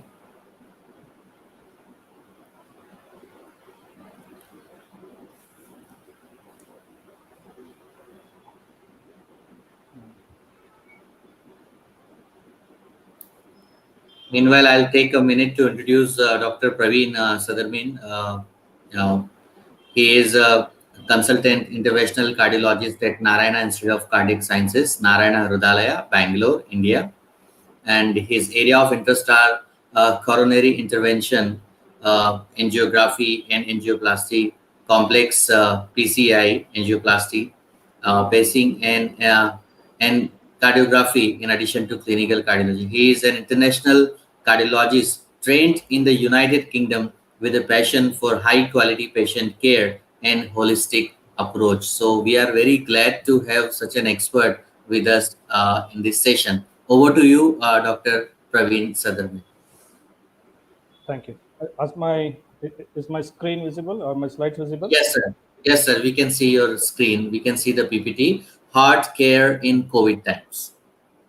Thank you very much. Okay, without much ado, I'm going to start, and I just want to put this slide just to make sure people understand I'm not an infectious disease specialist or a COVID specialist. I'm a cardiologist. I deal with the heart effects that we see from COVID and in general. Okay. I think people have seen this picture 1,000 times. We've been through this for the last 8 to 10 months, and wherever you go, advertisements on the social media, this is a very, very common picture. Even small kids understand the picture these days. Just to start off with some statistics, this is from the Johns Hopkins University in America. They have been tracking the COVID infection from day one. Up to date, we've had about 7 crore 16 lakh cases and unfortunately 16 lakh deaths as well. And a good number of patients have recovered as well.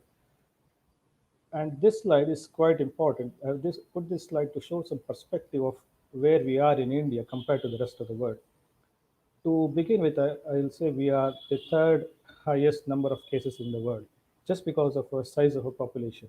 It is led by United States of America, followed by Brazil, and then India. But I've highlighted here in the red box here, where this is the deaths per million population. So as you can see, the number for India is 103. So that is quite a small number compared to America, where it is 912. So for Brazil is 846, for France 881, Italy more than 1,000, Spain more than 1,000. There is some criticism that our data is not as robust as the data from the Western world. However, taking that into account, we still are a significantly lower margin compared to the rest of the world. So we are truly lucky to be in this position. Just imagine if, with all those facilities in the Western world, they are struggling with such a huge number of cases and number of deaths. If we had the same situation in India, about 10 times the number of deaths, and the hospitals would, it's already overwhelmed now. They are not able to treat patients, especially at the peak of the situation. Imagine how worse it could have been. So we are truly better off compared to most of these nations. So this is the latest data from India, where there are about 98 lakhs 26,775 cases, and the actual data for yesterday was about 30,000 cases. And a good number of recoveries there. They have suggested the recovery rate in India is about 94%. So 92 to 94% is what they have quoted. That is a significant number. And although for individuals who've been affected, it doesn't give much comfort. On a population basis, this is excellent numbers. So, what are the first thoughts when they said we got a pandemic, we got COVID? The first thing the world experienced was a lockdown. It was never seen before. The last pandemic was in 1919, that was a Spanish pandemic. So, the whole world went into lockdown. Along with it, India also had some very strict conditions, and a lot of freedom was taken away from us. So, we were not able to socialize, we were not able to go out, we were not able to meet friends. Our daily life was totally turned upside down. So that had a significant impact on the minds of the people. So there was widespread fear. Why there was fear? Because it was a new entity. No one knew what to expect, especially in the first few months. Even the healthcare professionals were not sure what they are dealing with because it is something they had never encountered before.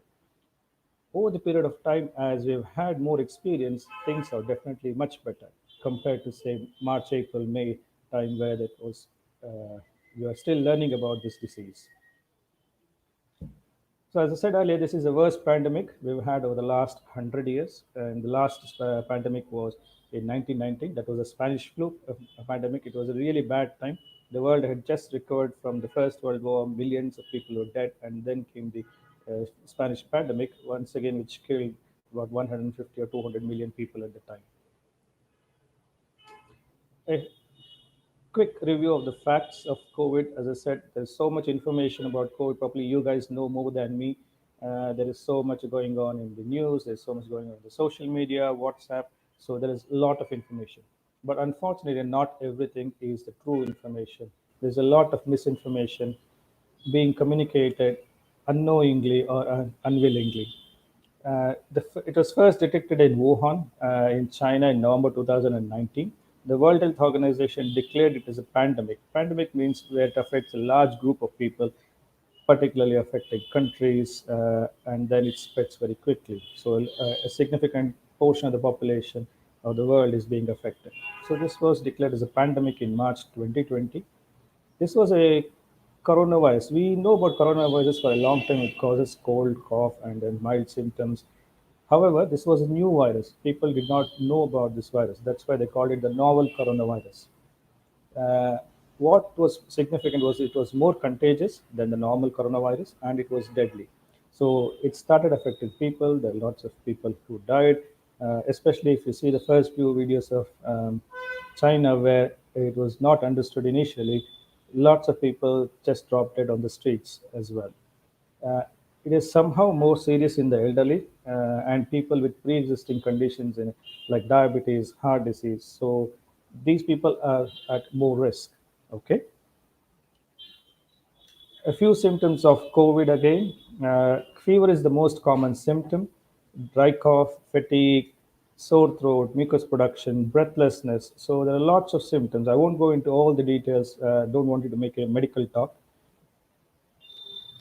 However, there was something new about this infection. So there was a new loss of taste or smell, particularly smell. Initially, it did not occur to medical experts that this was a new symptom. However, over the first few months, they quickly realized that this was a particularly strong symptom and was very specific to COVID. There are lots of instances where patients had very small and a bit of runny nose, or just feeling a little bit of tiredness or fever for less than a day, and then they lost the smell for a few days, and everything. There was all the tests were negative. The COVID was not tested at all. Therefore, people did not assume that they should go and test it. However, research has shown that these could be very mild cases of COVID, which has been successfully taken care of the body by the immunity itself. So, what was suggested? Uh, all the governments had and the medical community had to act. They could just not sit by idly and then let the whole thing unravel for itself. That was definitely not acceptable. So they devised a small formula called the SMS, which has been very popular. People know about it. S stands for sanitizer. However, I would suggest soap and water. If you can wash your hands with soap and water, that is definitely more effective. Obviously, it's not possible all the times. You may be out shopping, then you can use a sanitizer. Wearing face masks. So this is to protect yourself and others. And once again, maintain social distance. They recommended a distance of about 6 feet. So this is all well known, and people are following to a significantly large extent. Nowadays, you don't see many people uh, going out without face masks. Okay. However, loss of freedom was not very popular. What is right is not always popular, and what is popular is not always right. This was said by none other than Albert Einstein. So there were a lot of grievance from the people that their freedom has been taken about, and there were also lots of questions by the younger people who were saying, "Fine, we are not affected. We're going to, even if we get the infection, we are going to get better from it. Why should we worry about it?" So there were two things that we had to do as medical fraternity to advise the governments. First thing is to protect yourself. So protect yourself from getting sick. So what they suggested was avoid unprotected contact with sick people. So if someone is not well, if they are sneezing, if they are coughing, do not go near them. Avoid spitting in public. And once again, most people have a habit of touching their nose, face, eyes. That becomes a habit subconsciously. Therefore, we had to advise people not to do this because that is how infections spread, especially with these respiratory droplet infections. And once again, try and limit contact with farm animals or even wild animals. Recently, they have found out that a zoo in Spain has had 4 cases of coronavirus in lions. What they suspect is that a zoo handler who was unknowingly infected with coronavirus may have given it to lions. There is also a horrible story in Netherlands where millions of minks, which they are reared for fur, were killed because they got coronavirus, and they were transmitting within themselves, and there was also a new mutation.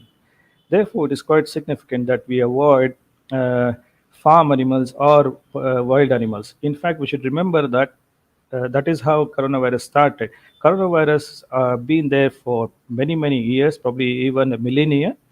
What they assume is that the reservoir was bats, so wild bats, and this started all from a wet market in Wuhan, where the coronavirus may have passed from the bats to the handler who was selling these wild bats. So that is how the theory goes as the first human occurrence of coronavirus. The second mantra is to protect others. So if you are sick, so avoid contact with other family members, friends, or stop going out. Do not socialize. Avoid spitting in public. If you do have a fever, cough, or breathing difficulty, all the symptoms I mentioned earlier, seek medical attention early. Do not delay. As things get delayed, your chances of getting better also gets diminished. The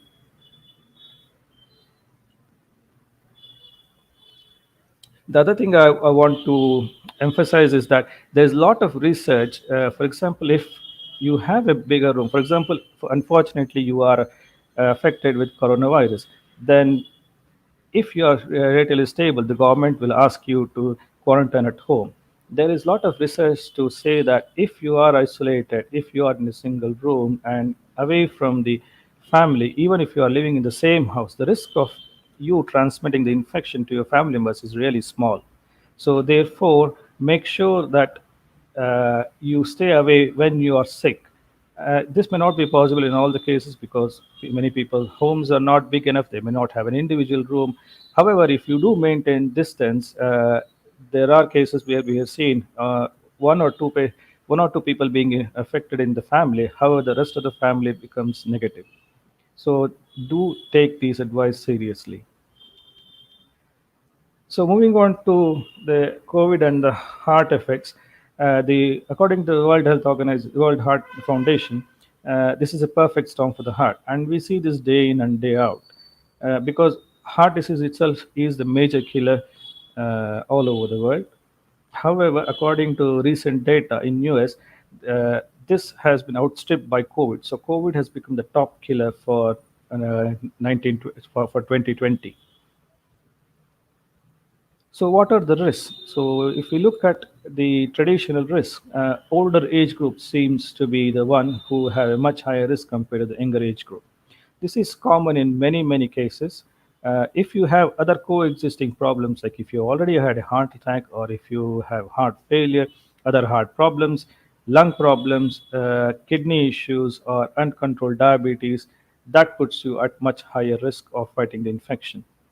If there is systemic inflammation, especially with arthritis, uncontrolled arthritis, where there is very systemic inflammation, that itself is once again a significant risk factor.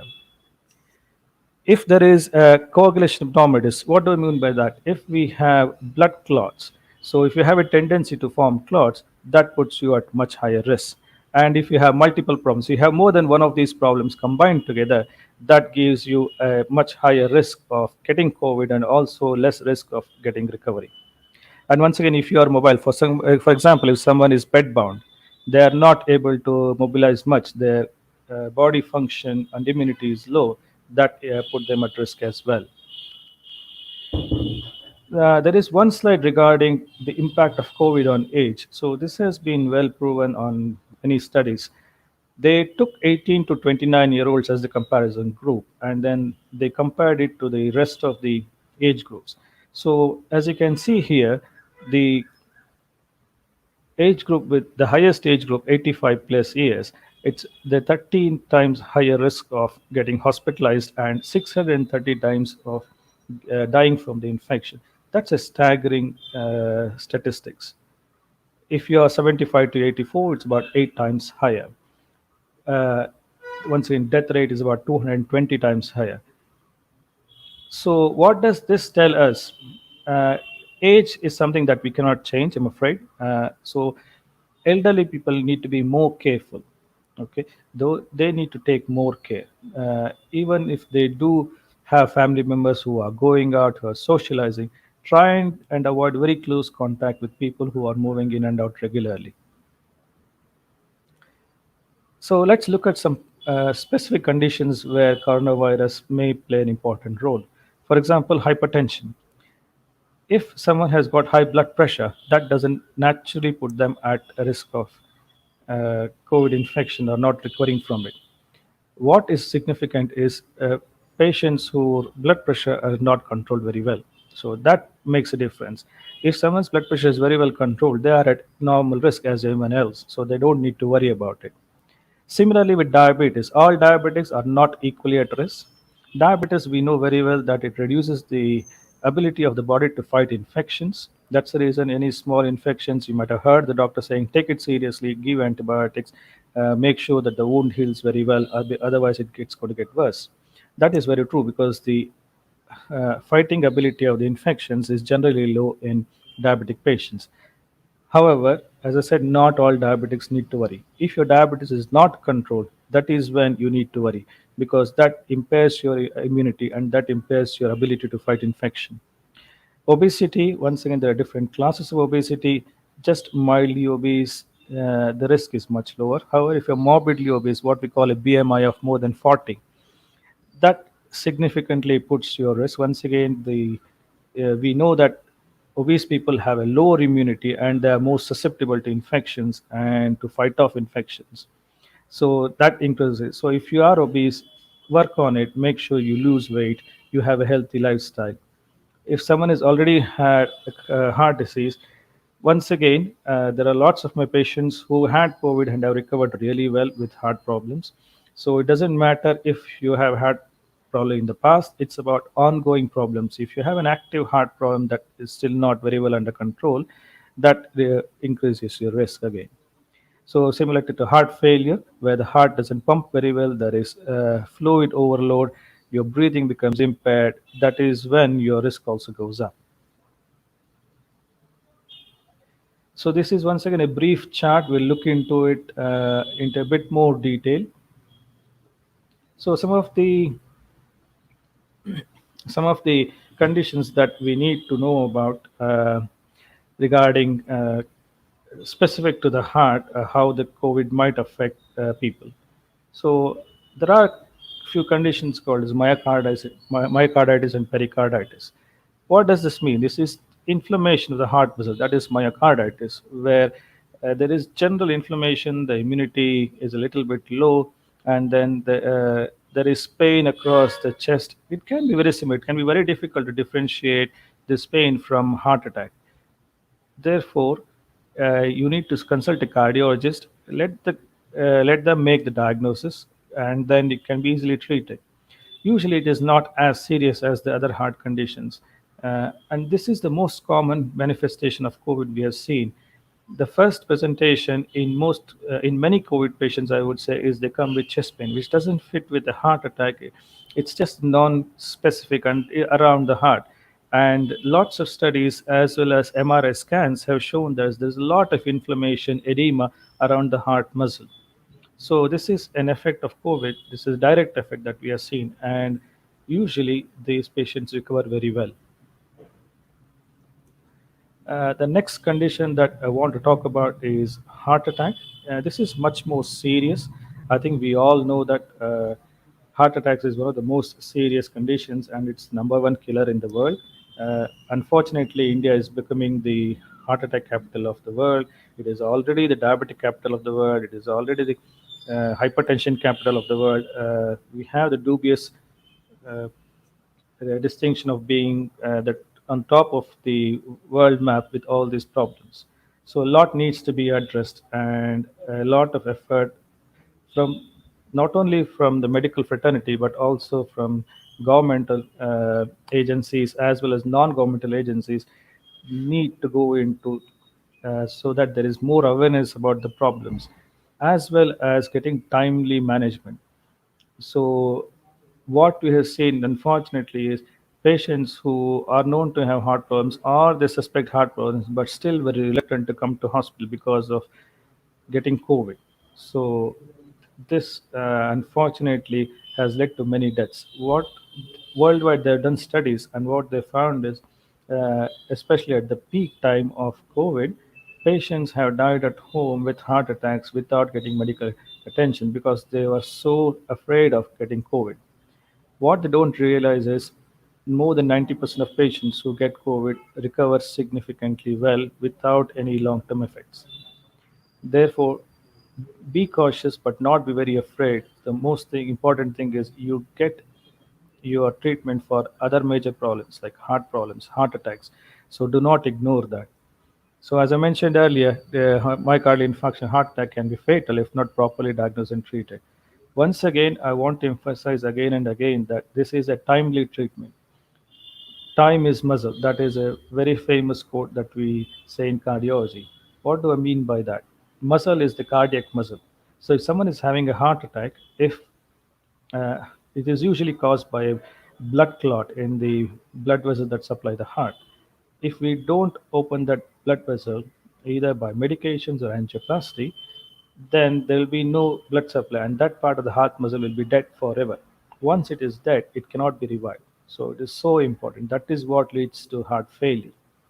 So I would urge again all viewers as well as other people to be aware of the problem and get medical attention. If this is not a heart attack, that's perfectly fine. You just get tested and then go home.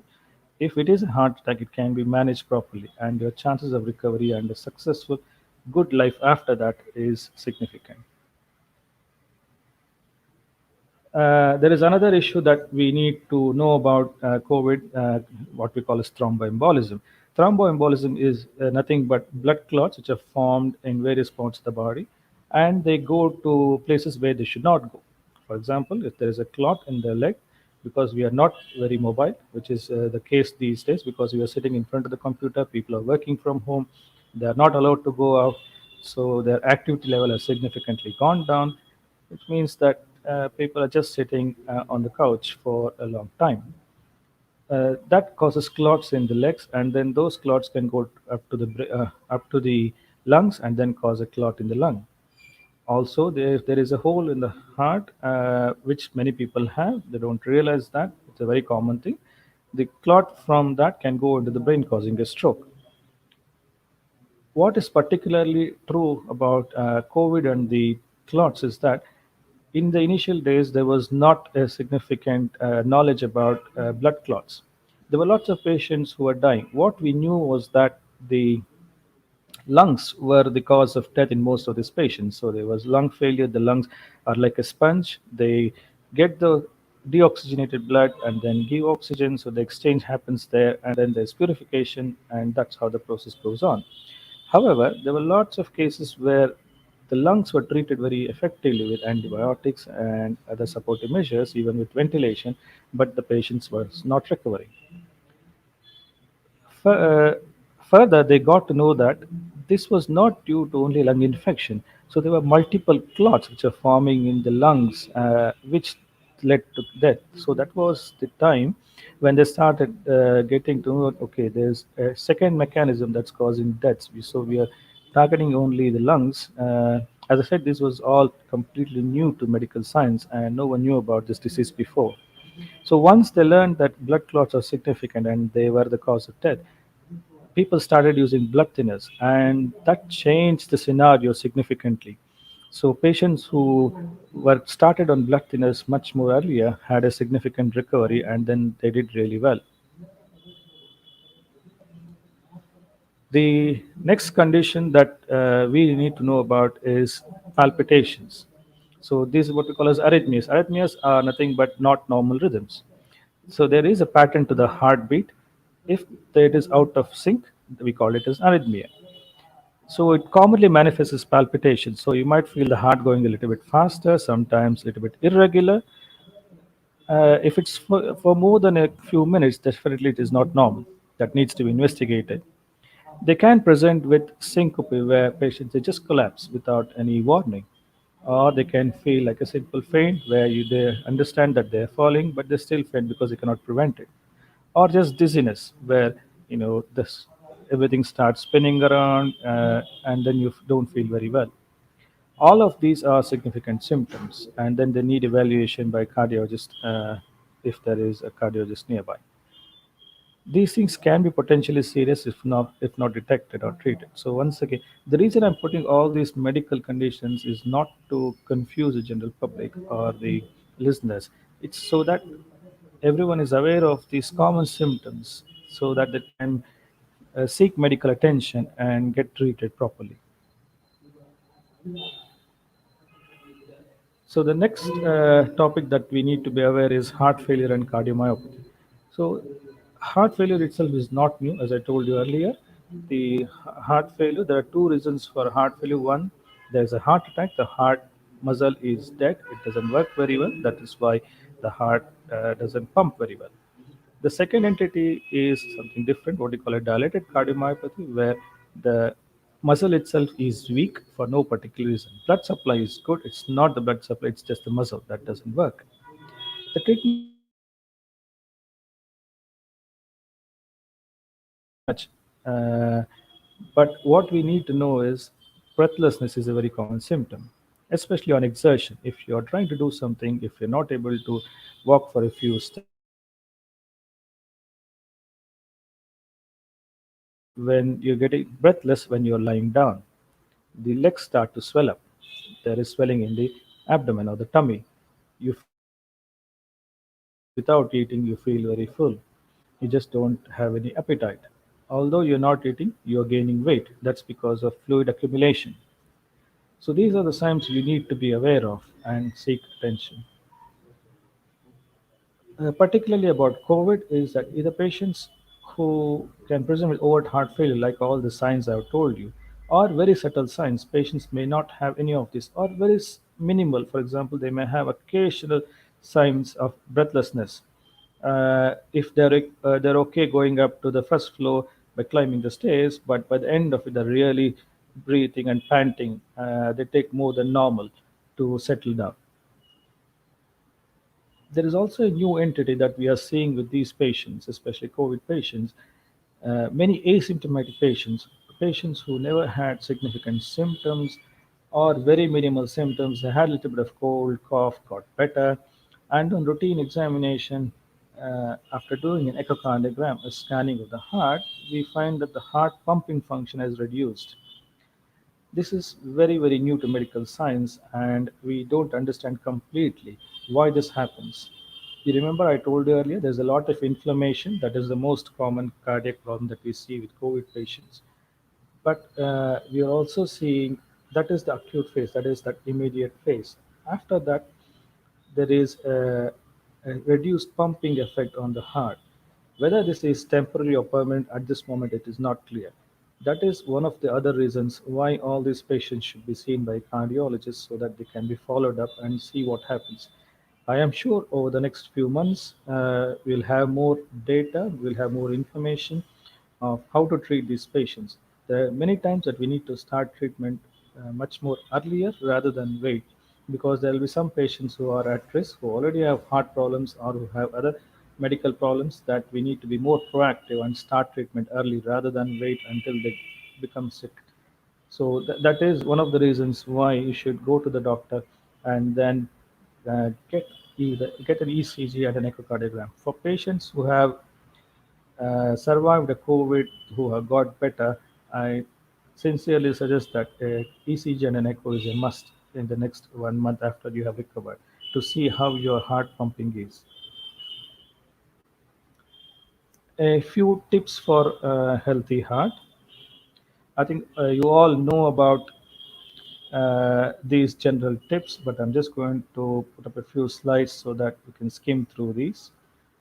Exercise regularly. This is something that we have been telling for ages. However, there are lots of issues with exercise. I'm not suggesting anyone, everyone to take up weightlifting. That's just only a picture there.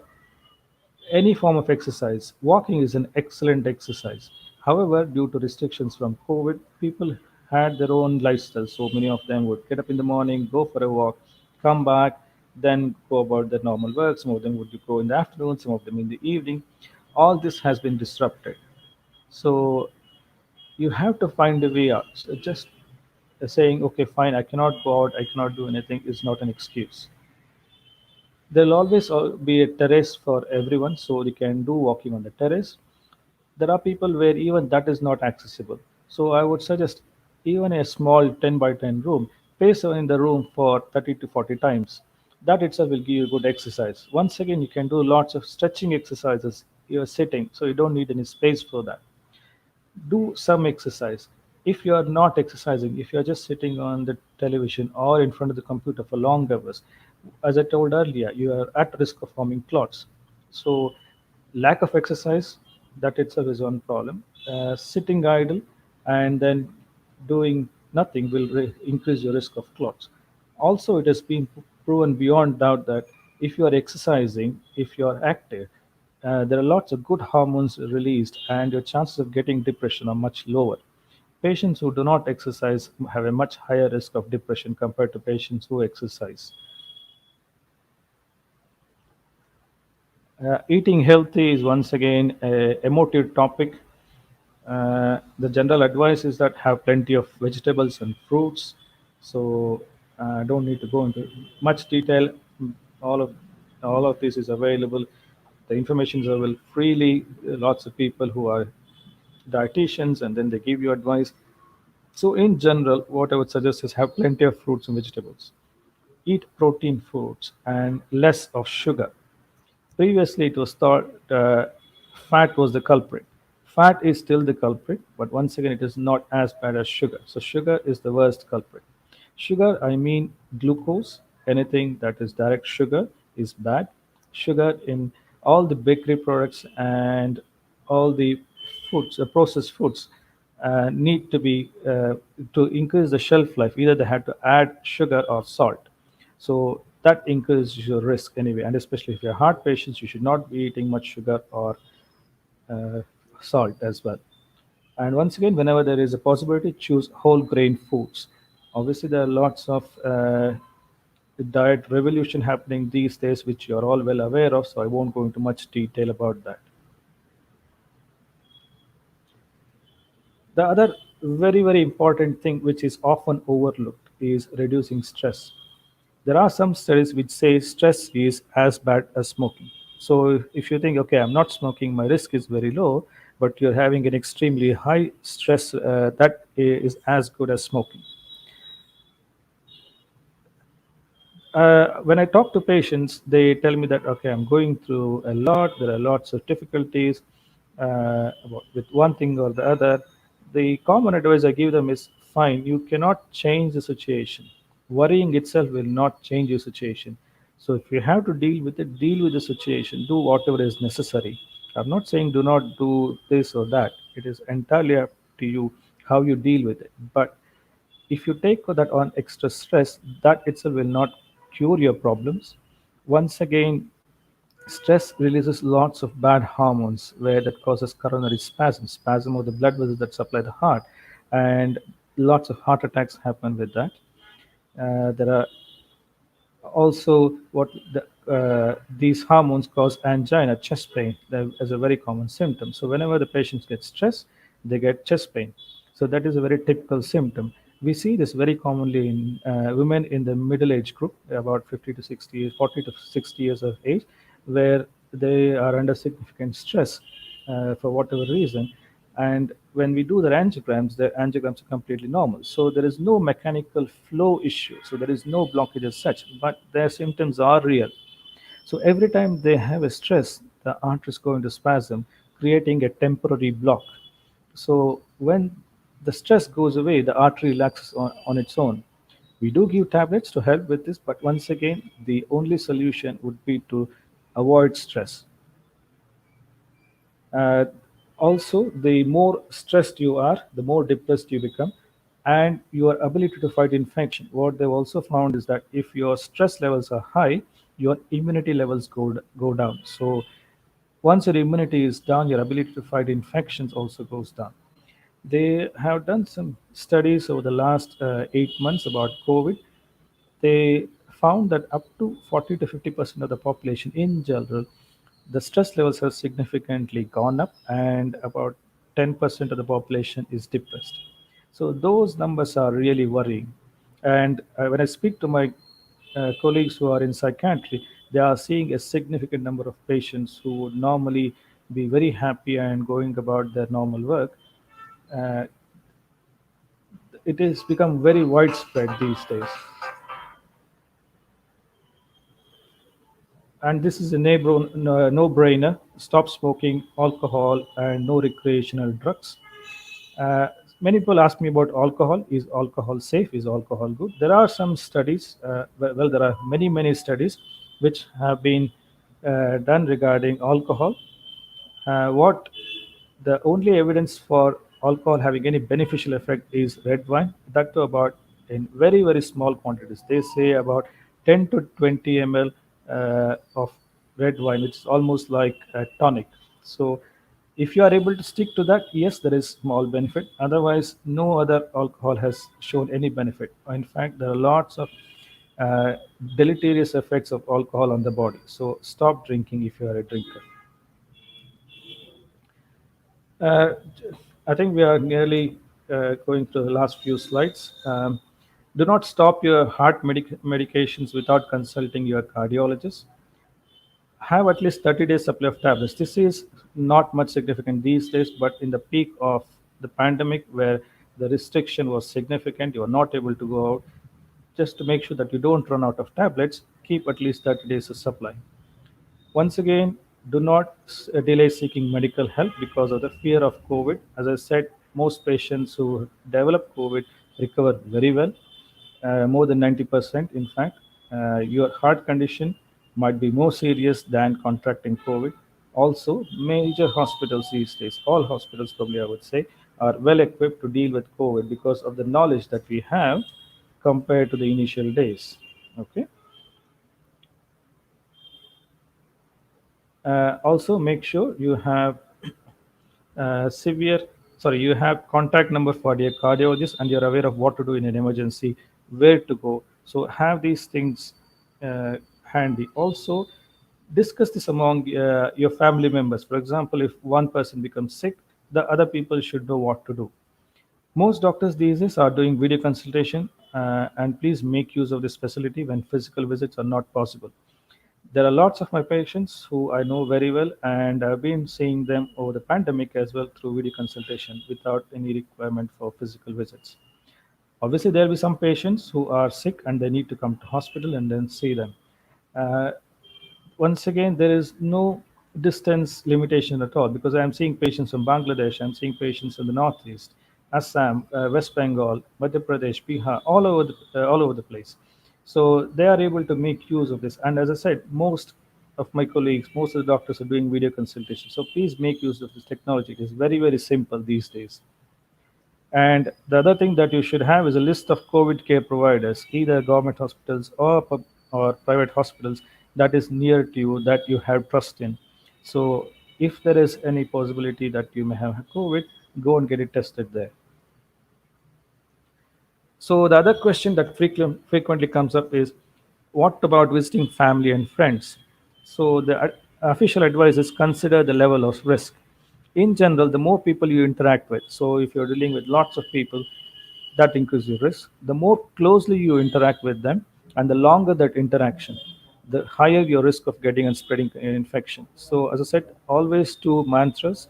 One is that protect yourself, protect others. Just a few words about long COVID. So, for patients who have already recovered from COVID, there is a new entity called long COVID.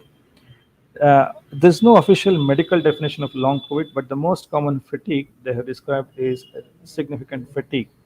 That is the most common feature. You might just feel that you're not totally recovered, but if you do all the blood tests, the tests are all negative. So this syndrome is not necessarily new to science because we have seen it in other viral infections, especially chikungunya, where patients will have significant arthritis even after many days, in fact, up to a couple of years. And it is estimated that about 10 to 20% of patients may experience long COVID symptoms to varying degrees. I will not go through the full list of symptoms, but as I said, chest pain is also one of these symptoms. And once again, as mentioned earlier, patients who have recovered from COVID, please see a cardiologist to get an ECG and an echocardiogram done to see everything is okay. Okay, fine. I've given so much information. I'm afraid there's nothing very positive about it. I've told you what are the potential problems that might happen. So the question is it all doom and gloom? Hopefully not. The future looks brighter. As I said, since the pandemic, the medical fraternity is much more knowledgeable compared to the first few days. There are much more treatments available these days. As I said, there are antiviral injections that is very commonly given. I'm sure you have all heard of remdesivir. Steroids are being used routinely. That itself has made a significant difference. Patients are recovering very well. The recovery rate in India is more than 90%. That is an excellent sign. In general, patients who have mild COVID or patients who just want to have better immunity, it is worth taking some vitamin tablets. So vitamin D, it's been recommended. Vitamin C is recommended. Also zinc. So these are three things that is routinely recommended to boost your immunity. So a 1 month course of these tablets will do you good. So this is a new kid on the block. I'm sure you've all seen the news. There's been a lot going on about vaccines. There are about 10 to 15 vaccines being developed. In fact, many countries have already started vaccination. I just read on the news this morning that America will be doing mass vaccination next week. So this is already on the cards. This was the first lady in the United Kingdom. She was a 91-year-old grandmother who became the first person to receive the uh, Pfizer vaccine. So you will see more vaccines being developed, and hopefully, uh, I believe, India might get the vaccine in the next 4 weeks. Although not everyone will get it. So the question is, when will I get it as a general public? The first priority goes to healthcare workers because they are the ones who are on the front line. Unfortunately, more than 660 doctors have died in the line of duty. I'm not even mentioning about the number of nurses because that's a much higher figure. Also, other personnel who have contracted, police. So lots of people have died. So they will get the vaccine first. As I said, frontline workers like police, defense personnel, disaster management workers, municipal councils, municipal workers who take away all the waste, those will be the next people to get it. After that, people who are more than 50 years of age, they will get it. Next would be people less than 50 years of age, but with other heart conditions, lung conditions. So after that, if you are in one of those low risk categories, you might get it later on. So questions about okay, once you got the vaccine, what next? Will I get back to being normal? That is pre-March 2020, how things were after vaccination immediately? The answer is no. It will definitely take its time. Remember, we are a nation of 1.2 billion. To vaccinate everyone, we might take at least 6 months to 2 years. So until that time, you are not totally safe. However, the restrictions might come down once a significant portion of the population has been given the vaccine, uh, but it will take some time. So, can I stop wearing the mask, using sanitizer, social distancing? The answer is no. You still have to take your precautions because that is the only thing that is shown to be shown to have a significantly positive effect in stopping the virus spreading. As I mentioned earlier, mass level immunization can take up to 2 years to give a herd immunity. And once again, we should remember that not all may want to get immunized. This anti vaccine movement is particularly strong in America and some European countries where there is a lot of skepticism about vaccines, and not only COVID vaccine, but vaccines in general. And those patients will never get immunized. Those general public will never get immunized. We should also not forget that reinfection with a mutated virus remains a possibility. For example, the vaccine is for this current mutation. If the virus starts mutating and becomes a changes in nature, then the infection with that remains a significant possibility. So finally, I would say do not ignore SMS. So hand washing with soap and water, or use of sanitizer, wearing a mask, and social distancing. Protect yourself and others. Be cautious but not overtly fearful or distressed. Most patients recover very well from COVID 19. As I said, our recovery rates are very good. However, prevention is better because some people do become seriously ill or even die. Do not ignore symptoms of ill health. Seek prompt advice from the medical team. Once again, as I told you, the other medical conditions are probably much more serious and needs to be treated. So don't stay at home thinking that you might contract COVID. There's definitely hope in the near future. And very importantly, believe information only from genuine sources and not WhatsApp messages, even if it's originating from a known person or source, however well intended. So with that, I'll uh, stop my talk, and thank you for listening. Thank you so much, Dr. Praveen Sadarmin. It was a wonderful presentation, and we must appreciate you have covered a lot of subjects and a lot of queries already in your presentation by people. It's already 10:30, but still we would like to take one question that uh, people who are hospitalized due to COVID-19 are suffering with heart diseases, right? Cardiovascular issues. But is it a possibility that people who have not developed symptoms and are simply isolated at home may also develop cardiovascular issues due to COVID-19? Correct. I think I already put that up in my slide. That's why I said Yeah. patients who have recovered from COVID, I urge all of them to go and have a basic ECG and an echocardiogram. So that will tell us how their heart condition. There are lots of patients who are coming to who had absolutely no cardiac symptoms. So they had a bit of cold, cough, and all those things. They got recovered well. However, the heart function has gone down. At this stage, we do not know whether this is permanent or temporary. I hope it is temporary, and I start them on tablets to support the heartbeat more. What I'm hoping is over the next few months, heart recovers with all this, either by on its own or with help of the medicines they're given, and then they all get back to normal. at this moment we are not 100% sure. That is the reason I advise everyone, especially who have recovered from COVID, to get an ECG and an echocardiogram. Right. Thank you so much. One more question I'd like to ask you, that, as a cardiologist, what are the trends among the patients whom you have treated? Probably, have they come back later with problems related to heart to you? The one thing that we are seeing very commonly is, as I told you, is the inflammation of the heart. They come with chest pain, very typical. The chest pain is not necessarily of heart attacks. So that is the inflammation heart muscle.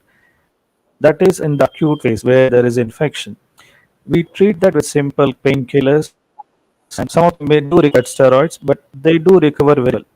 What I'm Right. also seeing is patients who are coming back with heart failure later on. So that's a very small proportion at this moment, but it's too early because it takes some time for some of these patients to develop heart problems, and maybe even 3 to 6 months later I might see them. At this moment, that's the reason I'm asking everyone to be open to go and see their cardiologist if there is any problem. So don't delay, because time is very important. So if you delay and there is already heart damage, very little can be done. If the heart, as I told you on the echo scan, if the heart is not functioning optimally, then we can start tablets to help the heart and then make a recovery faster. Yes. Uh, Someone has sent this message to us on WhatsApp that, due to nature of my field job, I have to wear my mask entire day. Will it affect my heart? Depending on what, because there are different types of masks. The what medical lesson, what I wear in hospital is what we call an N95 mask, which is much a Yes. very tight fitting mask onto the face and the chin. If they have done studies, and that has not shown any significant problems leading to, because one problem they were expecting is that we are taking too much of, because we're breathing in and all the carbon dioxide is going back. That is not the case. So there's more. If you are using the normal mask, for example, a surgical mask or even a cloth mask, that risk is negligible. Absolutely, you don't need to worry. I'm talking about in hospital where we very, very tight masks to protect ourselves from COVID when we are dealing with COVID patients. Even that mask, there has been no effect. So the answer is no. Right. Thank you. Thank you so much, Dr. Praveen Sadarmin. We thank you so much on behalf of Elets Technomedia and Beatrice entire Narayana Health team for supporting this initiative. I would request we had about 1500 to 1700 people watching us live. I'll request them, if you have any question, please send us an email and we will surely get the answer from Dr. Sadarmin for your questions. As you can also watch the video, if those who have missed the live video can, of course, visit our website again and watch the entire presentation, entire talk on our website. The video will be uploaded within 12 hours on our website. You can again visit our website and watch the complete video. So with this, we would formally like to close this session, Dr. Praveen, and we would like to thank you so much for your support and your guidance to make this initiative a successful Thank, one. thank you very much. It was a pleasure to me, sir. Thank you, sir.